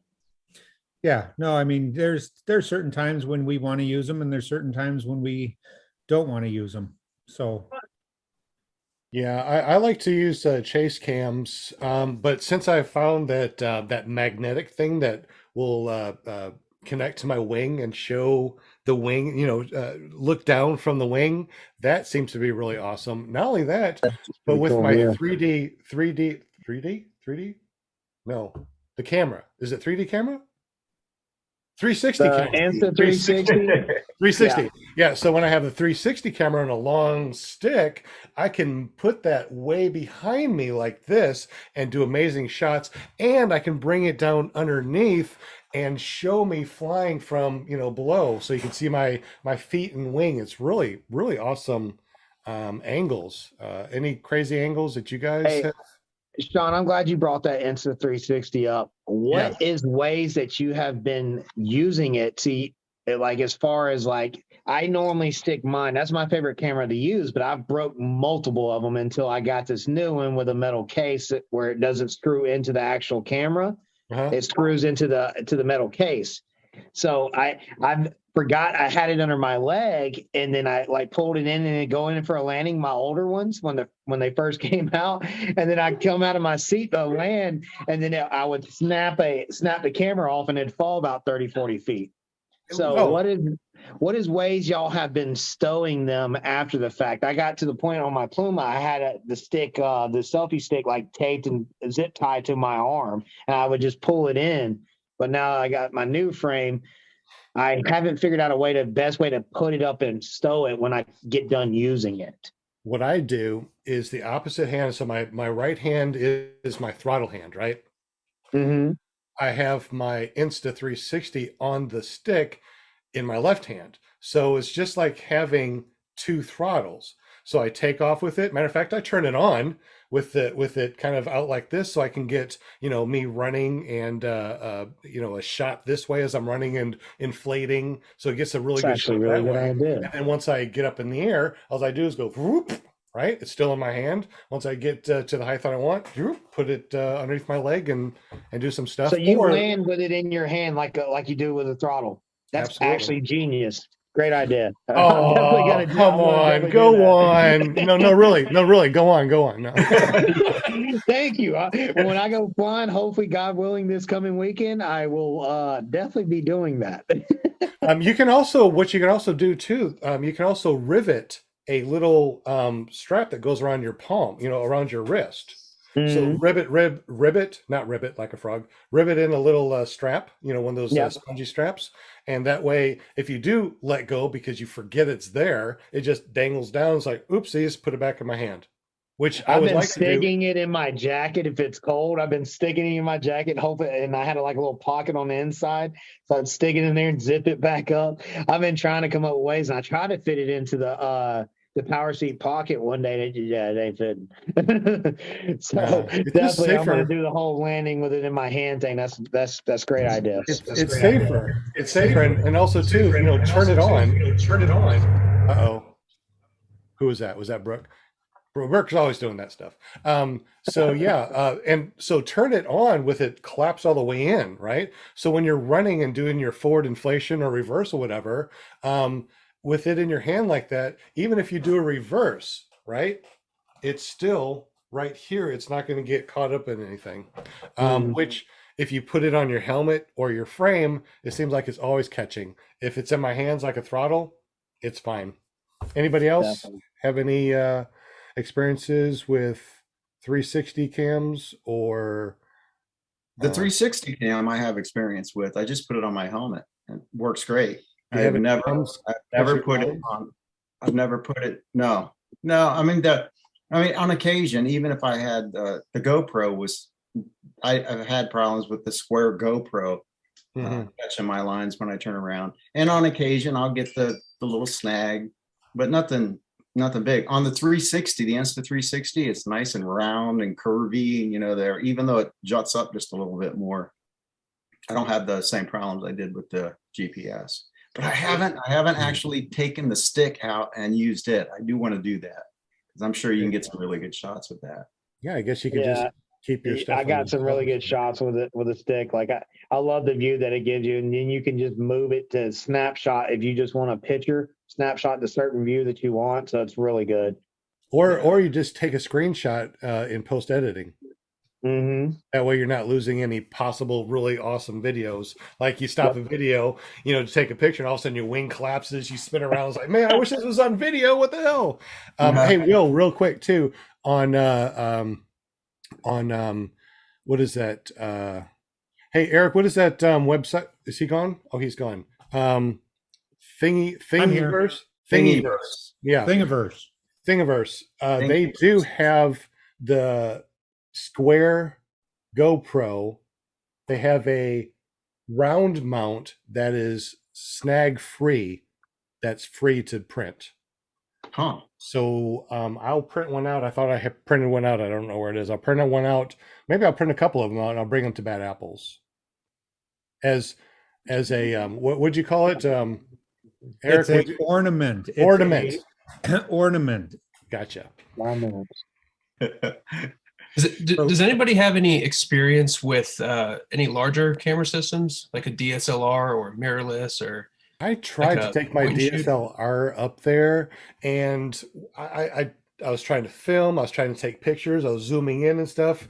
There's just too much vibration. It's heavy. I mean, you can take it off with around your neck and go, but you know, when you're trying to do something, you stow your brakes, and you're like, the video came out crappy. It was really pissed me off because I spent a lot of money on my DSLR camera with good lenses and stuff like that. It was just kind of bumpy and choppy. It was just horrible, so I never took it up again. That was me. Anybody else with DSLRs or big camera systems? I think some of the newer mirrorless systems have like built-in like vibration reduction stuff in them, but yeah, for video, it's probably not as good as a GoPro or You know something. what I found out that works the best is I have a chest mount and my cell phone is right there on the chest mount. I put it on wide and I put on record, and it's not in my way. It's not going to get snagged. And I also have my PGPS and my Skyfly High on in the background. So if I need to quickly take a look, I just swipe, see where I am, go back to the video, and that's pretty much all I video is just from my phone, or a chase cam, or what do you call that, Eric? Oh, he's gone again. It's a magnet that you can put on. What is that? I'm here. All right, Eric. Magnetic It mount. is it's a GoPro mount, but it magnetizes between the wing. I liked mine until I moved it and I didn't release the magnet and rip my wing. It does give you good shots. Is And as that the far as perspective that we see in your background? Yeah. That was one of them. Cool. That's a And then great shot. as far as the larger cameras, if you have like a flight bag, you could put that. All the mirrorless cameras now are smaller than the old 35 millimeter, cameras. So, and they do have the image stabilization built into them. So, if you had one of those flight packs that has the opening, I don't want to say it, but kind of like a fanny bag. Is that what they called them? I don't know. I wear a fanny pack because sometimes I need, if I'm flying and it's sunny, right, and I'm going to be flying after dark, I take those off, put them on a fanny pack. So yeah, flying with fanny pack, it's awesome. But you could put it in there and then get a decent telephoto lens, and I'm sure that would work. But the only problem is, man, if you drop there, that there goes the minimum of $1,500. God, I know they're horrible. I mean, I think I spent way too much on mine, but I was doing. I don't know. I do like the session, the GoPro session, that little square thing works great for the one up there for the chase cams. Really awesome. Have you guys tried the DJI Pocket? That's this big. It's like a smaller version of the Osmo. It shoots 4K. It's really amazing. And once again, Jerry, you can keep it in your hand when you're taking off. And now you got the Pocket. Of course. Anything else, Austin, Walter, Dweese? I tell you, the most reliable GoPro I own is that little session. I wish it would take better, have better stabilization and all that, or wish they would somehow come up with something. You turn that thing on and it stays on. You turn a regular GoPro 8 on and it may or may not be on when you land. Yeah, I just wish that the session had you could change out the battery, because after a while, that onboard battery does start to lose its charge. Hey guys, I'm gonna have to call it. I appreciate y'all having me. I'm about to go eat some dinner. Finally. Hey, Jerry, Dave said that now Amanda fed your dinner to the dog, and now there's a turkey pot pie in the freezer for you. She said a hot pocket. An uncooked hot pocket. Yeah, I hear you. But yeah, definitely, I appreciate y'all having me and whatnot. I'll definitely join more for panels and stuff like that. And definitely, hopefully, all y'all show up to Bad Apples. If I haven't met you in person, definitely come hang out and love to meet y'all in person. So Bad Thank apples, you, Jerry. man. Appreciate you. Thank you so much. thanks for having me. Have a Jerry. good one. Thank you so much. Take care. Later, guys and gals. Because I need it. Yeah. All right. I got one person that texted me that wants stickers. So if you guys want stickers, make sure that you text me Stickers. with your name and address, and I will send out some stickers tomorrow. Stickers. Love stickers. What's up, Austin? Austin in the house. What's up?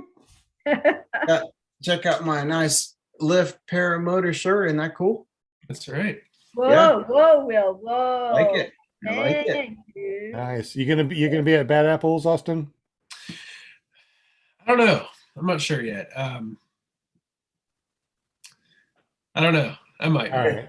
I might swing in, but If you're able to, make sure you come over and hang out with us. Deweese, are you going to be at Bad Apples? Oh, you're on mute, but I don't know. Still on mute. what is the date on Bad Apples? Yeah, anybody have that May offhand? 13th, 14th, and 15th. Yeah, we're going to be there. 13th, 14th, and 15th of what? May. May. Bad Apples, 13, 14, and 15. That's my birthday month. Not that I want Happy to really birthday. count them anymore. That is where I celebrate my birthday because my birthday's on the 14th. So Oh, Aw. whoa. It's Okay. it's not all about you, Eric. it is. It's all about me. Oh, it is. Getting old, Eric. No, it's all about, Getting it's old, all Eric. about the May birthdays. Oh, It's all about me and Eric. and Right. just so you guys Okay. know, if you go to flyindirectory.com, there is all of the fly-ins. So make sure you go to flyindirectory.com so you can see. If all- you go to Girls Just Want to Fly on Facebook, it's a new Facebook site. Yeah. You can get a list of all the fly-ins too. Awesome. Cool website. They just opened a new website or a new Facebook site. Yep. I love it. Yeah, I was like it's all nice. over that. I'm like, Yeah, oh, and yeah. you can advertise all your stuff and Right. post and whatever you want to. She's pretty clever, that flamingo girl. She is. She's pretty flamazing. What was that again, Flamin- Sean? Fly-in. Yeah, the fly-in directory. I put it in the show notes. It's the description down below. Fly-in directory. Just go to fly-in directory, and it should bring you up to all the fly-ins. And that's the one that Josh takes care of too. So, Where is Josh? If I haven't heard don't from him know, in a I can while. have Eric. well, Josh doesn't do the Facebook. He just does Yeah, I know. PPG Zone. So I know. it's But hard we to used to look see at. him on these things once in a while. When I remember to invite him. Sean, Josh. are we on the after show now, or are we still on the live show? I'm just- We're doing the after show still live streaming. So Okay. so anything that you say is going out Yeah. there, and I was like, okay, I just do want to, I didn't, you know how I am, like always stirring the Yeah. pot. You know what I'm Linda, saying? Linda, you didn't want to use that potty mouth yet. I know. How are you, darling? Good. How are you, sugar? I'm fine. Good. Can't complain. Still got- We just finished our daylight saving. You guys come on and it put me back another hour. Now we finished daylight saving, so I've got to get up 2 hours earlier to look at you guys. Oh, Oh, God. You're losing some of that beauty sleep there. You're privileged. Whew. I thought wow. they were going to get rid of that. Did that ever get any traction or what? Here in the U.S. anyways. Someone put I a don't bill. know. I heard they were going to get rid of it. I'm all for it, man. It just causes more confusion than anything. Yeah. Are they getting rid of? Getting rid of it, yeah. Just one Getting rid of what? daylight savings. Ah, yes, I heard that. I think it's a good idea. That'd be nice. You. That'd be nice. I'm looking in the chat. It looks like Sander in the Sky has a 3D printer and printed buckles and such. That's pretty cool. Mick Griffiths said, my favorite when I get a charged camera and a good card is my helmet cam. Good Okay, stuff. who is Tango Flies? Somebody said you looking hot. I know, I see that. I don't know who that is. I thought it was Flying Flamingo with another account, but I don't know. Who she single asking for? Oh, that's that blind guy, Deweese. He's Yeah. blind. No, I'm just messing. You gotta be blind. I don't think I've ever met Tango Flies. Me either.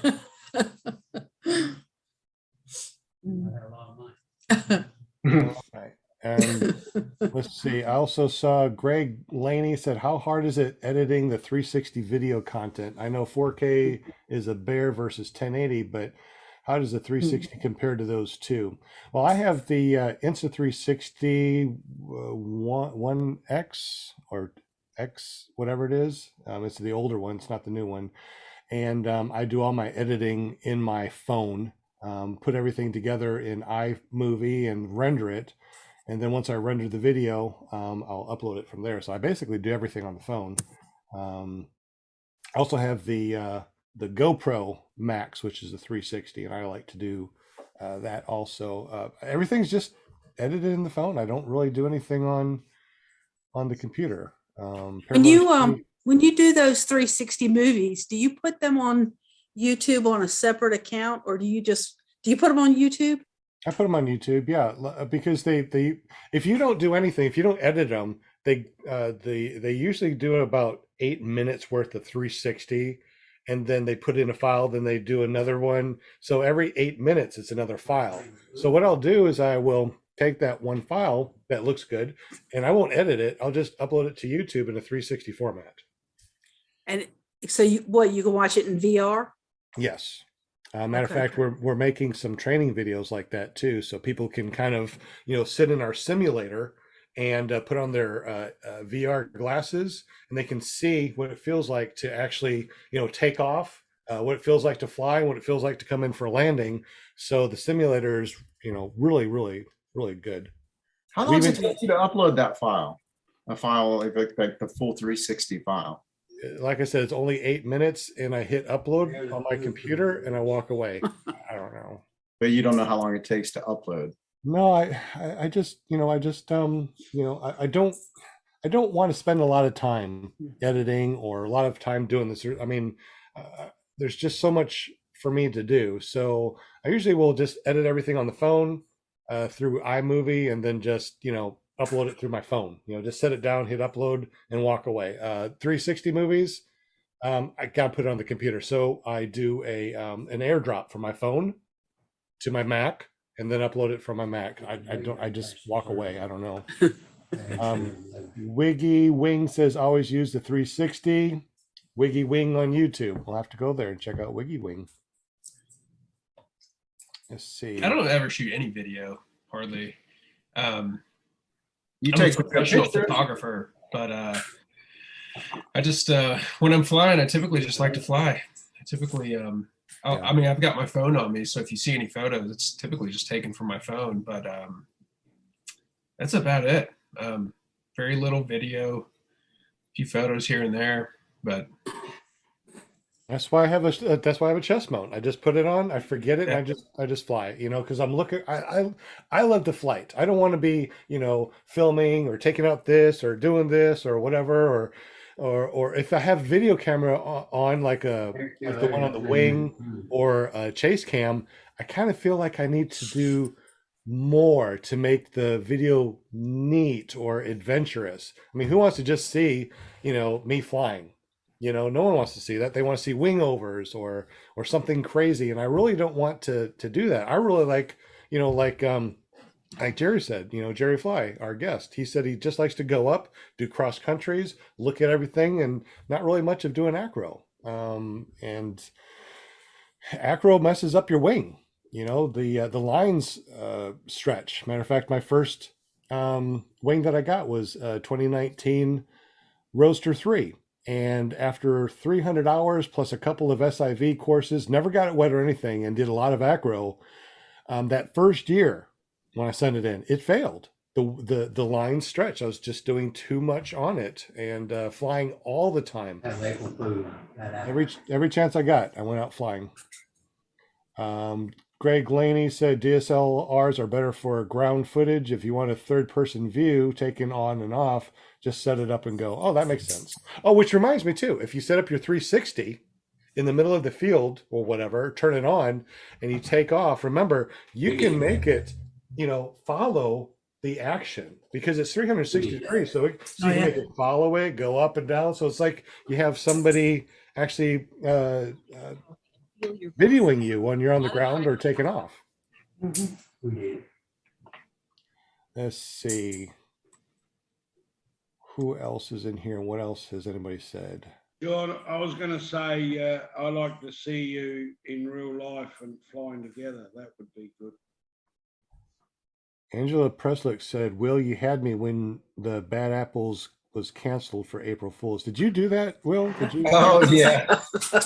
Yeah, I asked what everyone was going to do since they canceled Bad Apples. Yeah, Will is a very nasty person. He sent that text out to everybody. It saves a lot of space at Bad Apples. Yeah, right. He just wanted front row parking. I think Bad Apples was going to be really packed this year, like over 300. Have you guys heard that, or was that an April Fool's joke too? They said that about Mountain City. They said it was going to be 400 pilots, and that didn't happen.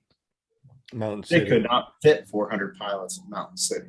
No, they couldn't. No freaking way, man. I mean, I guess you won't know what Bad Apples brings until Bad Apples comes around, and right.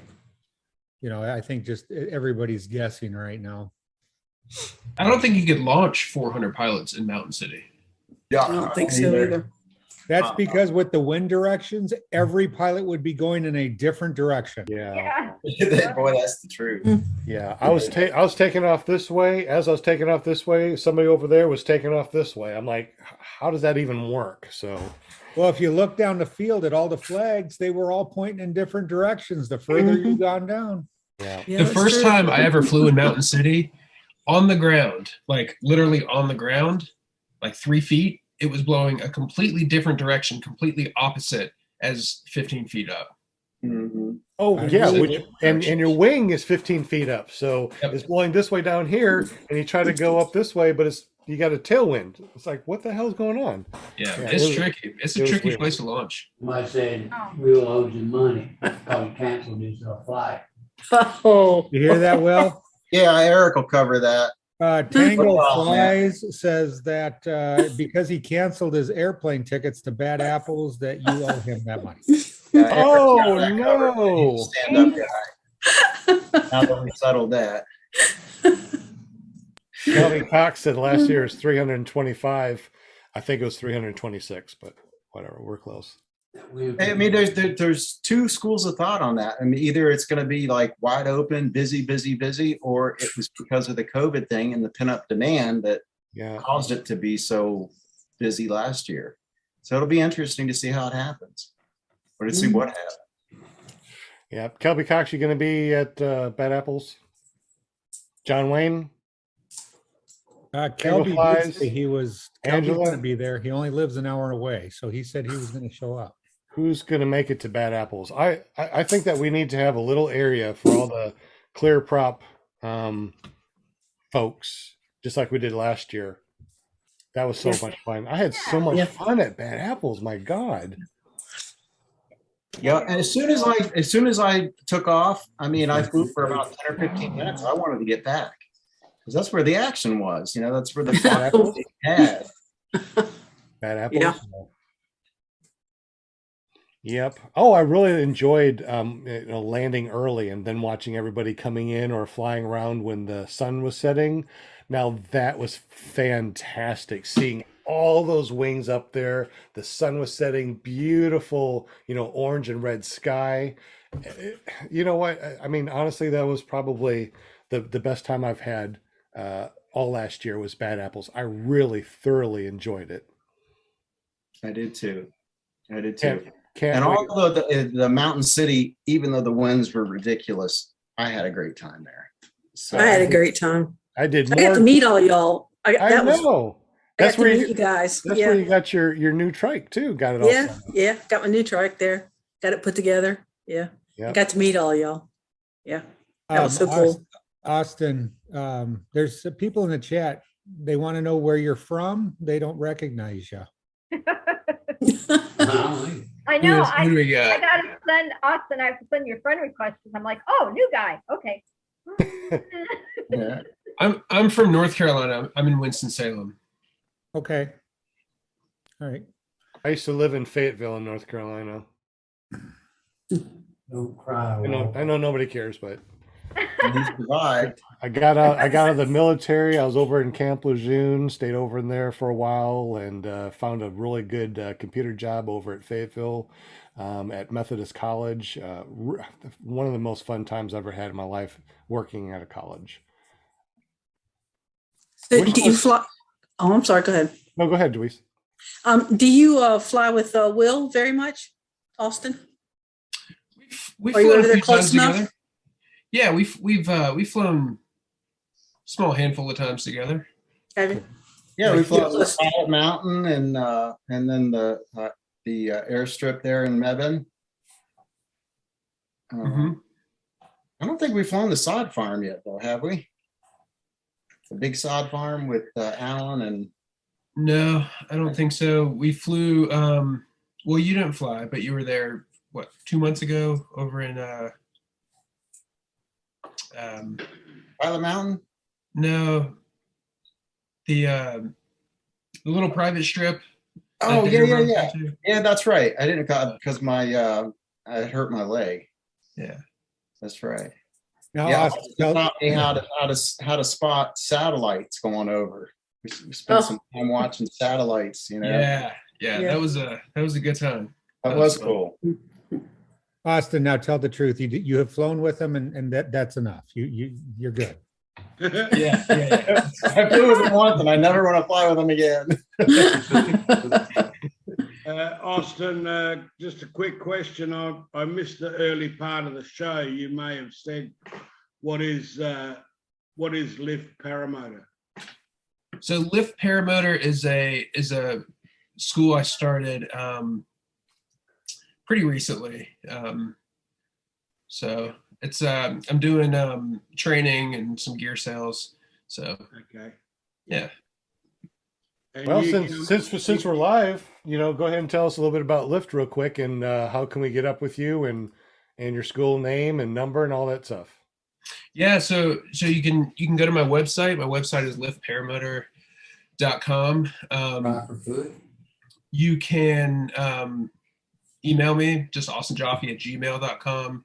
You can call or text at 336-416-9131. And yeah, I mean, if you're looking for training, let me know. If you're I am working with Power to Fly, PAP, Ozone, BGD, Parajet, so Mini Plane, a lot of the main brands. So You teach trike and foot launch, or just foot launch?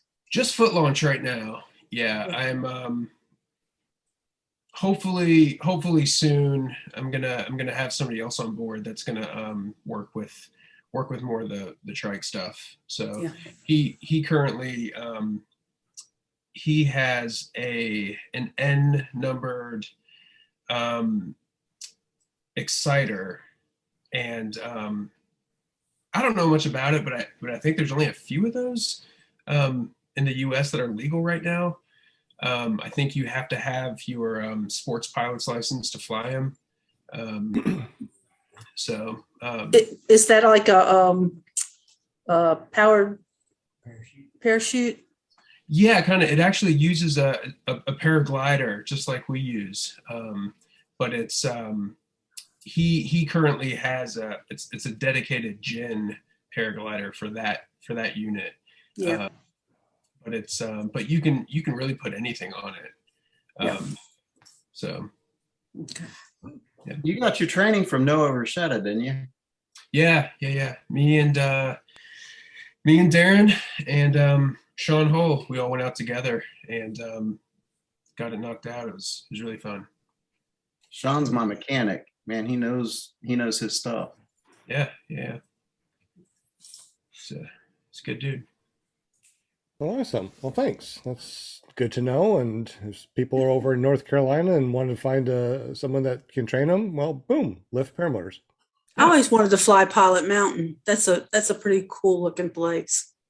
Yeah. It is pretty cool, and it's pretty easy to fly. There's a campground kind of right below it, and he'll let you fly out of there. He charges a small fee, but it's like I mean, it's a 5-minute flight, like right up to the top of it. So Yeah, and everywhere it doesn't matter where you are at that campground, you can see Pilot Mountain.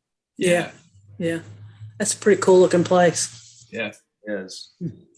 No doubt. And JP's not on at the moment, but North Carolina is the first flight. yeah.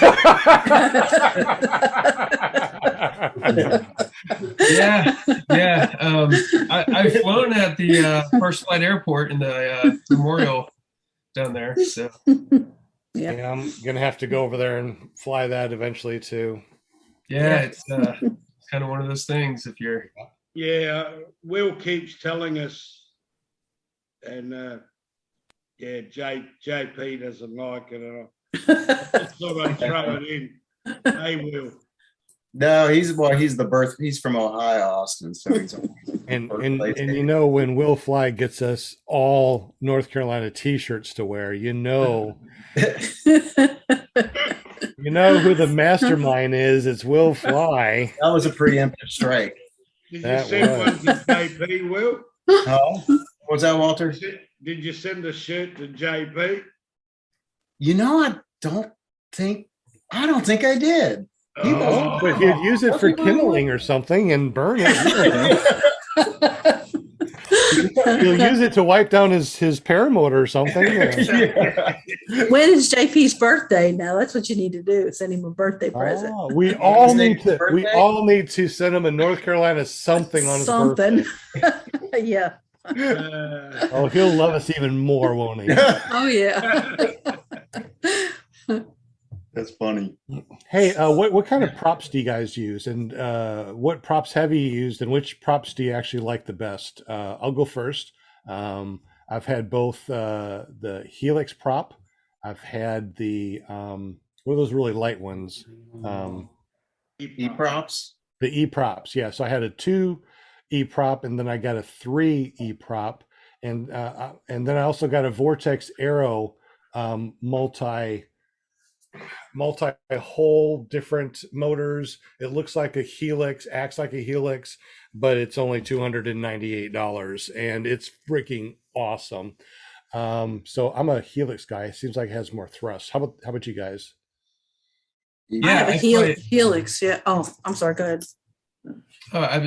I use both. I've got a 140 Helix and a 140 E-prop. So. Was that Randy? That's Randy taking over my computer. He's gonna he wants to show you the one that I here. Unplug you. Is it up there? Yeah. What's the you said 140? Yeah. What is that on? That's on a PAP Tinox 1500. Okay. So it's got the larger hoop. I gotcha. Yep. Helix that's not a complete Helix, is it? Nope. I got a semi-complete Helix also that I decided to foot drag a rocky road, a gravel road, and I will never do that again because I lost my Helix. Jay. What's up, There's my- Kate? Flying Flamingo. Just Yes. wanna. Y'all see it? No, we see your roof. We see Down the a little. roof. Got to go down a little bit. Damn, look over Very Down, pretty. Pan down, Joyce. not up, it. down. Damn. Oh, damn. Down, down, down, down. Keep on going. Keep on going. Keep on Oops. going. A little bit Oh, more. stop. Right there. Go, go, go. Okay. Chug, chug, chug. I know, right? Anyway. Thank God No, we didn't have to do left or right. That would have been real You can't. confusing. You cannot see that. Yes, we can. Yeah, we Yeah. see it. See it fine. Oh, wow. It says Helix on it, right? Yeah. Yes. And the engine Anyway, that's the on it. first one that I destroyed. That's pretty. Yeah.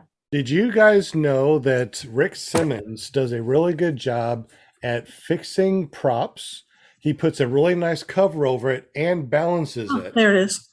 So you can go to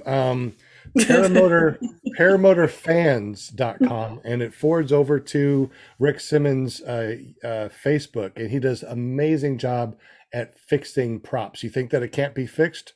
He can fix it, and it's amazing. Matter of fact, when I get brand new props, I send it to him so he can make it even better because he'll balance the new ones. It's amazing. Rick Simmons, paramotorfans.com. So how much of the prop can be missing? Apparently a lot. Could be it. You can have like half the prop gone, sliced up, destroyed. He's like, no problem, I'll fix it. How far out are your new props when he balances them? As he told you? He balances them, and he not only does he repair them, but then he puts a nice cover, not a cover, like a wrap. He does a wrap around it, the whole wrap, not just the tip, Yeah. not The whole just the thing. leading edge, but the whole thing, and it's Yeah. beautiful. Like an So- epoxy or something? I don't know what he uses. I Wrap don't know. vinyl. Yeah, it's kind of like a wrap vinyl. Yeah, I'm clear not vinyl. sure.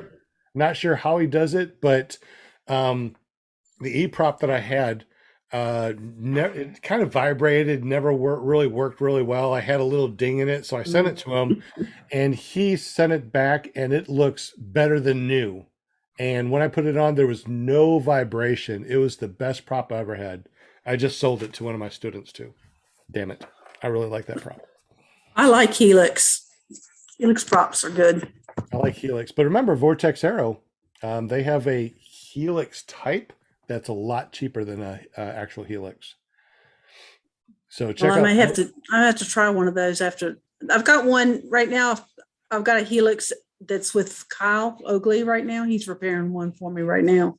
Awesome. And then I've got one on my machine right now. On my Paramotor. Awesome. What were you trying to show us? I couldn't see. The one that's on my wall, that's the first one I tore up. It was actually belonged to Gorilla. It was on his machine and I tore it up. I don't Tore his think machine I'm up. gonna. Tore his able to- machine up too. What was that, Austin? I was trying to show you a picture of that Exciter trike, but I don't know if I'm going to be able to. Is there a good way to share photos on here? Yeah, just go to share and you should be able to share whatever you want to. I'm going to try to find that Vortex Aero real quick for you guys. So you We got can a guy, a local guy here. He's always kind of pushing Vortex Aero, but I mean, it's good to know you've had a positive experience with it. I understand it gives more thrust Yeah. than comparable Helix. Yeah, I didn't know there was anything other than E-prop and Helix other than a wood prop. Yeah, let me go ahead and share it real quick so you can see what I'm talking about. So if you go to vortexaero.com and you click on the props, I mean, they have everything. I mean, they are really a big Cover. a thing, but Let me here- show some 269 Corsair, Black Devil Corsair. so you got your 130 for the Moser 185 for 289. And the difference is, as you can see right here, you have the different holes for Moser 185 and, you know, for something else. I'm not sure. I just use it for Moser 185. They got the E-props. That's a too. Rossi. Most 185. I mean, that's over $100 cheaper. Pelini's got one. Yeah, look at this for your Pellini is only $249. like I said, I got myself a 3-blade E prop, but I don't know why. It just has a weird harmonics. Does anybody else have a 3-blade prop? I did. I did fly in for trash truck. I've heard that Yes. same thing about the prop or the three. So yeah, Vortex Arrow. If you haven't seen them, check it out. Matter of fact, I'm going to show you something that's going to blow your mind. If you go to the exhaust, they have an actual exhaust replacement for the Mulster 185, and it doesn't need. It has a flange that you got to like replace on a Vitarazi. You don't have to replace it on this. This is a permanent flange, and I've never had any problems. All the motors that I ever got, I replaced it with this, and I had no problem. So shout out to Vortex Arrow and your amazing exhaust. It's How about the 360. How about the coating on that? Does it? Do you get a lot of discoloration? It started to say, yeah, it's starting to flake off a little bit. Did you answer that? But you know, Oh, I just really like it. no, I did it on Jade's. What are you doing, Joyce? I see in competition. I'm like sorry. that. Get it ceramic coated before you put it on, Will, if you buy one. Yeah, so I dig the Vortex Arrows props for less than $300, and their exhaust is a lot better than the Vitarazi that actually comes with it. So just saying, that's my thought. That's what I've been using for the last 2 or 3 years, and you know, they're amazing. My first motor had a Vortex Arrow exhaust on it. Had a Mulster 185 Classic. Yeah. Have you had any experience with the ceramic coating Walter was talking about? I have not. Walter, what's the ceramic coating you're talking about? Well, the ceramic coating, what it does is it not only coats the outside, it coats the inside as well. Of the exhaust? So, yes. Really? Now, ceramic, what it does, it was actually invented for heat, and what it does in an exhaust, it keeps the heat inside, so you can almost touch the outside or get close to it. It is hot, don't get me wrong, but the heat stays inside, and what it does, it promotes better burning of the fuel. I wonder if it helps also too, in case your wing touches it, it won't burn your wing. Because No, it is hot, but you can put your hand closer to it and you don't feel the heat, but it is hot, don't get me wrong. Okay. Yeah. But basically what it does is it keeps the exhaust temperature and everything inside, and allows more burning and gives you better fuel economy and more power. It was actually discovered by someone in the government over there. Your government vehicles, they used to take the manifolds off and HPC coat them for longevity so they don't rust. This is like your metal manifolds. And they found that they picked up fuel economy and horsepower through doing that. And it was And what is it called? Ceramic coating? Ceramic coating, HPC coating, hot coat. There's all different companies that do it, but yeah, anyone that does ceramic. And my exhaust, I did it in like, it looks like stainless steel on the outside. You can get black, you can get different colors. Is it something that you can do yourself, like spray it on, or is it something a company does? No, you send it somewhere. Like I had my whole Rotax exhaust done and a couple other little bits and pieces. It only cost me just over $200. Basically, it's a dipping process, and then they allow it to harden, and then they ceramically bead it with beads of ceramic in air, and it goes inside and out, and it's the same inside, all finished, beautiful, and it will never rust. Get I get a little bit of coloration right up near the exhaust where it comes out, but other than that, it doesn't change color like chroming or anything like that. Okay. Yeah, I'm doing some searches on it. Seems like there's a lot of stuff out there, lots of videos on it and Yeah. how to paint it yourself. But Yeah, yeah, you probably can do it yourself, but the actual finish of it, if you want a shiny finish, they put it in like a box with ceramic beads, and then they hit it with air, and they fly around, and it just like pings it all and comes up shiny and tough.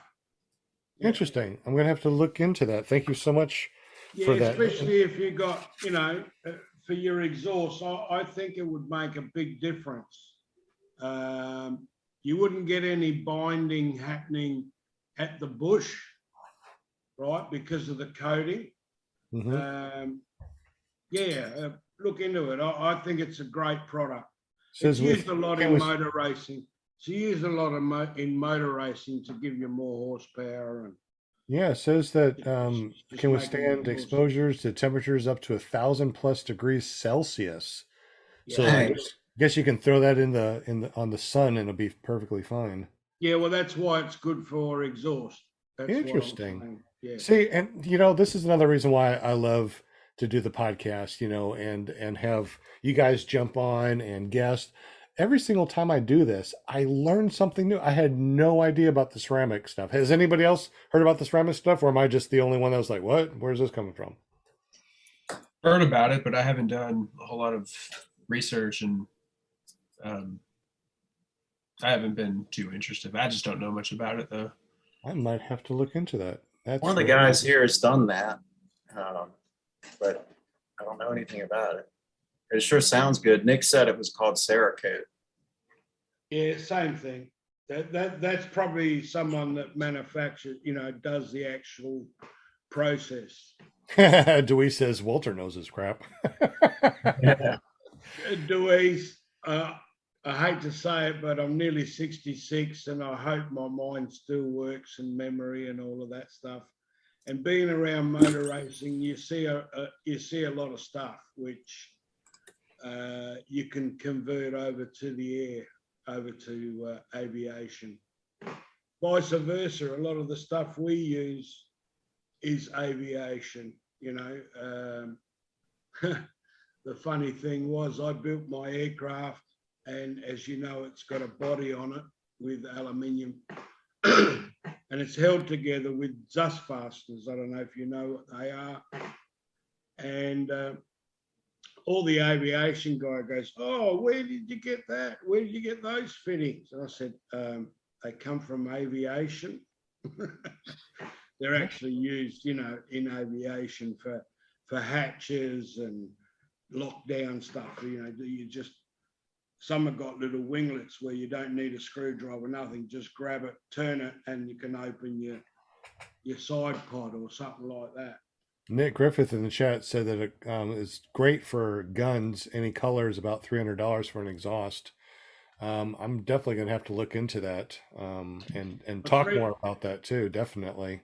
$300. He's probably talking car exhaust, because that's about the price here. You'll pay for like V8 exhaust, getting, your manifolds, your tune length pipes, whatever you want to call it. Yeah, definitely gonna have to look into that. Is about $300. How about as far as like making your silencer even silenter? Because even though I repack my silencer every year, the damn thing is loud. The Atom 80 is almost so quiet you don't even need to put on earmuffs or anything. But man, that Moster 185, even with repack silencer, I got to have like my noise canceling earbuds and earmuffs over it, and it works out. But man, it's still loud as hell. So, have you guys figured out how to make your Moster 185 or your Paramotor quieter than it is out of factory? How about you, Austin? Have you heard of anything of making your silencer even silenter? No, I've repacked my silencer, and That is one thing that I will never do again. I will probably just buy another one. I've rebuilt my entire Moster, but packing that silencer and dealing with those rivets was such a pain in the ass for me. Really? Yeah. So Was it drilling out the rivets or re-riveting them or what? it was re-riveting and just Really? Maybe you had the wrong size rivets, because my rivet gun was like a $10 rivet gun that I got over at Harbor Freight, and it came with a ton of different size rivets. So I had to figure out which size rivet worked the best. And once I did, man, it was like pop, pop, pop, no problem. So one of the things about the rivets is on those, they want you to use the steel rivets. I don't know if you've had any problems. If not, I'm sure it's fine. But like they're like big giant steel rivets. I used the regular ones and I didn't have any problems with it.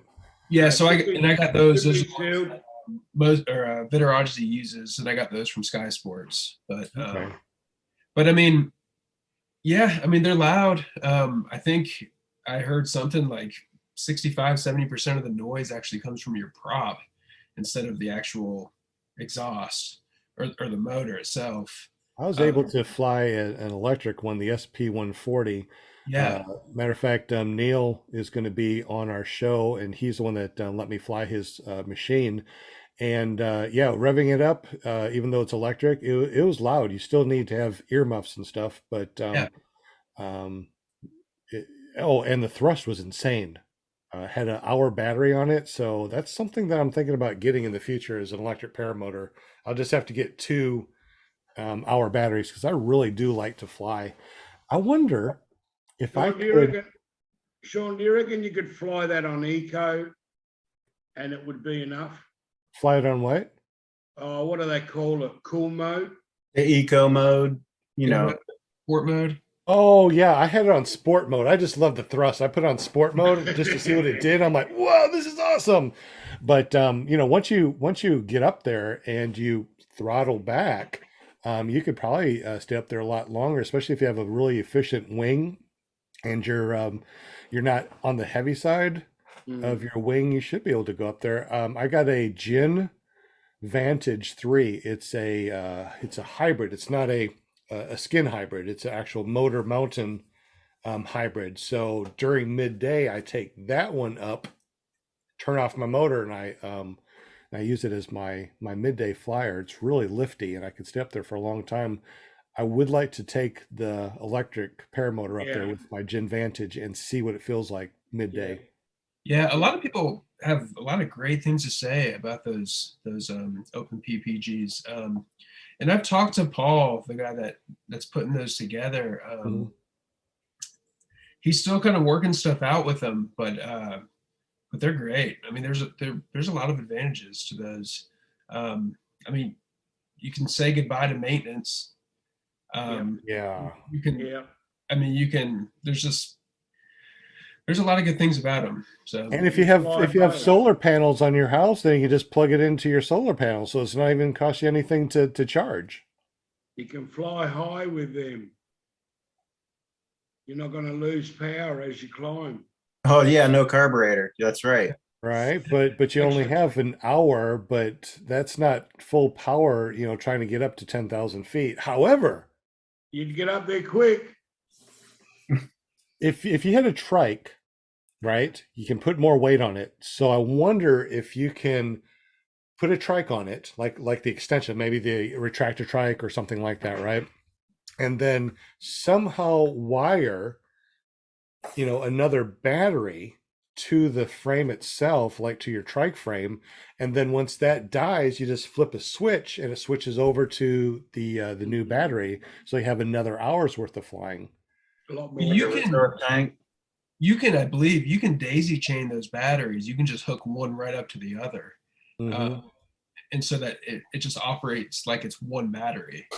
I think the problem is like where are you going to put it? I mean, underneath your seat. On a trike. On a trike underneath your seat, yeah. So I mean, there's lots of, especially on a trike. Foot launch, you're looking at a lot of weight. But launch, that wasn't all that bad. However, I mean, that was an hour battery. I don't know what the half hour battery feels like, because he decided he wanted to get the full hour, which I wish I would have stayed up there. I wish we would have charged it fully. I would have got up there and see how long it actually lasted. But maybe Neil can come over sometime this summer, and I can go fly his electric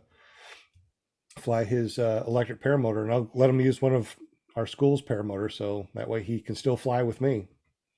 So the thing with those batteries too is first couple of charges, it like goes into the battery, and it takes 2, 3, 4 charges before you get like full charge.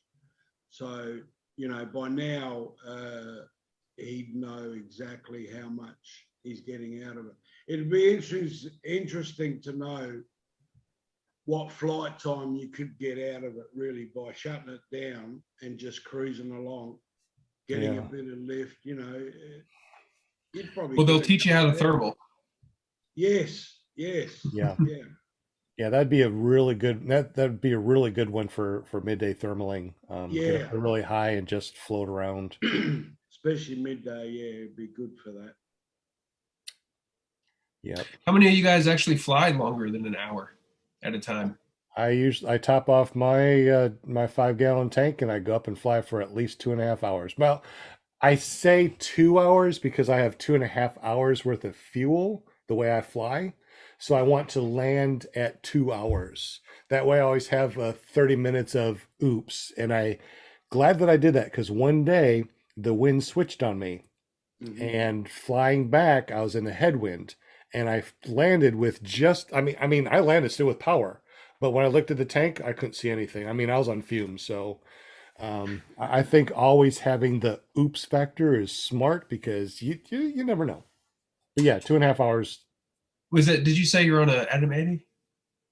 No, I have an Atom 80, and I have the SkyTap Angel. And the SkyTap Angel, I have a 5-gallon tank on it. Oh, okay. So the Moser 185 has a 5-gallon. The Atom 80 has 11 or 12 liters, so not quite 5 gallons. But let me tell you something, Sean, about that. With the Atom 80, I think it was a 2.5 hour flight. It was probably my longest flight. And it was just so enjoyable. Just one thing after the other. It was just like, oh, that looks really cool. I just traveling all over. I got home. I got back to my LZ, the airport, and I'm on, my final approach there. And just as I go to hit the kill switch, I run out of fuel. Wow. Yeah. I'm not kidding. Just as I go to, oh my God. And instantly I knew what it was, Wow. But I thought I had plenty of fuel based on my calculation, but it's all dependent on how you fly, how aggressive you are with that throttle. Apparently I was pretty aggressive that day. Also depends on your weight too. Your wing, are you trimmed out? Are you on speed bar? Are you full throttle? Are you just cruising? I mean, so many different variables. But I learned a good lesson there. I don't rely on one particular thing to determine how much time I have in my tank. I mean, I do some basic calculations mentally. I mean, just like everyone else does, but nothing beats that little mirror and check in and making sure. Do you have a mirror? I do. I have a little mirror on a little, extendable thing that I keep in my fanny pack, my grandpa pack, but when you're flying, nobody cares if you have a fanny pack. So, but it's really awesome to have a little fanny pack. I'm building a paramotor. I'm trying to do it in 3D printed. And I'm also building a trike too, that I'm going to try to put a 4-stroke motor on and see if that will work. I figure with the wing, that's all you need. As long as I'm connected to the wing, I don't care what happens. I mean, I can do anything I want to with the power. Did you see that one lady that had that big long stick with the electric paramotor, or the electric thingy that just pulled her up? That is amazing. I really want to build one of those that she built. There's a guy who is just learning how to fly. I think he's got a Gravity Defiant I think that's what that is. Is that Uh-huh. right? Sound right? Is that a thing? Sounds like it. Gravity something. Yeah. But he's also building one of those. It's like they call it like a blimp drive Mm-hmm. motor. So Yeah. it's got, yes, like you said, it's a pole and it's got two motors, and they just you put it in front of you and you attach it to your harness from the front, and it just Right. pulls you forward. So And as long as the blades are far enough away that your fingers can't touch, it's like you really don't need anything to, put around it. I mean, that lady didn't, and she did great forward inflation on it too. yeah. Hey, Tango wants to know if Deweese models. Well, of course she does. She flicks her hair like she does. She goes, me model? Well, not professionally, but of course I do. Tell Tango that I flick my hair like JS flicks hair like I do. You taught her a thing or two, huh? I figured Tango was Tony. I done figured that one out. How many people we have? We only have 13 viewers, so it's 9:16. So, we lost a lot of people here. So, how about this? How about we kill the live stream? If you guys want to jump on, Whisper Jet America is on. So welcome, Whisper Jet America. I didn't see that you were here. Let me go back up and see if there's anybody else. Tommy Sutherland, Nick Griffith, Deweese, of course, Will Fly. Looks like it's just us in here and a couple of other people. John Wayne.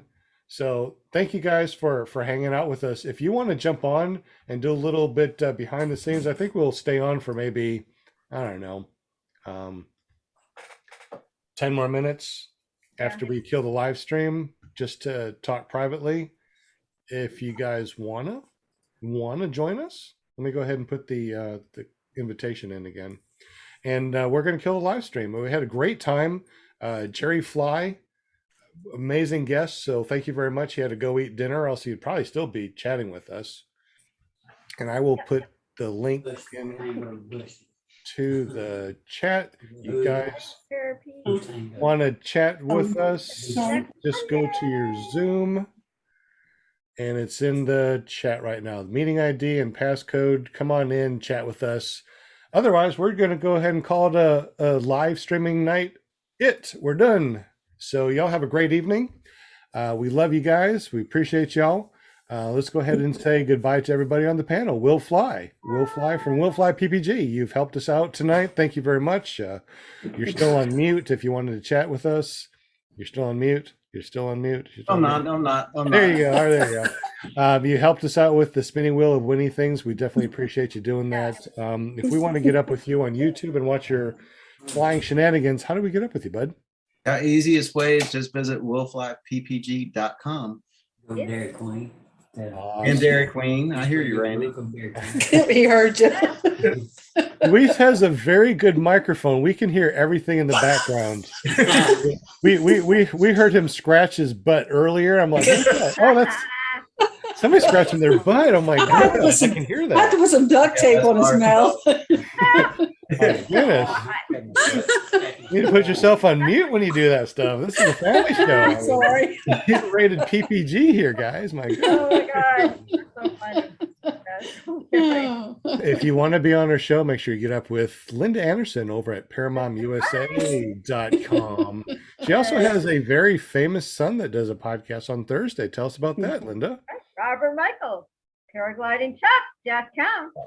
Thursday night, be there or be where. Paragliding talk. Everybody knows that one. Paraglidingtalk.com. That's right, Walter. You know it. Well, we definitely appreciate you, Linda. She's booked up this entire month for us of April. I think that she's even starting to work on next month as far as guests are concerned. So if you want to be a guest, definitely go to ParamontUSA.com. It forwards over to her Facebook. Yeah. Her name is Linda Anderson. Just say, hey, Linda, I want to be on PPG Grandpa's Paramotor Podcast, clearproptv.com, paratalk.org, and whatever else we do on the side. I don't know. He has talent. there you go. That's how I roll. That's how you roll. Deweese, I do you will got get it a, done. are you doing any videos at all? I think I saw a video of you that was freaked me out a wee bit, but Yeah, well, I hope to be doing some videos shortly. I've got Deweese Milstead on YouTube yeah. and on Facebook, and then I've got Instagram is WheezyRN and TikTok WheezyRN. Oh, that's right. I need to do TikToks. I always forget about TikToks and Instagram and Snapchat. Yeah. It's like just Facebook and YouTube. That's all I do. I guess I need to branch out a little bit. Branch out, expand. Branch out and I'm a grandpa. I'm tackle, set in my own ways. You know what tackle JP and Jade. Sean. Walter, have you flown yet, or are you still waiting to get your machine working? Yeah, I'm still waiting. I got some parts. Had to modify one of my disc brakes. So. Gotcha. Well, I can't wait to see some flying and stuff. So, just let us know whenever you get your craft up and you'll know. in the air. Good deal. You'll know. We also got Austin over here from Lift Paramotors. Tell us a little bit about how we can get up with you over at Lift Paramotor. Yeah, you can visit the website, liftparamotor.com. You can find me on Instagram. I don't use Facebook too much. I find that Instagram serves me a little bit better. But on Instagram, you can find me at Lift Paramotor, Lift_Paramotor, or Austin Jaffe Photo. So. Or what? Austin Jaffe Photo. I thought you said awesome. Awesome jockey photo. All right. Good deal. Definitely appreciate you all. You can always find me at ppggrandpa.com, which is over here. You can always find me at ppggrandpa.com, iflyparamotors.com, and of course our merch store over at iloveppg.com.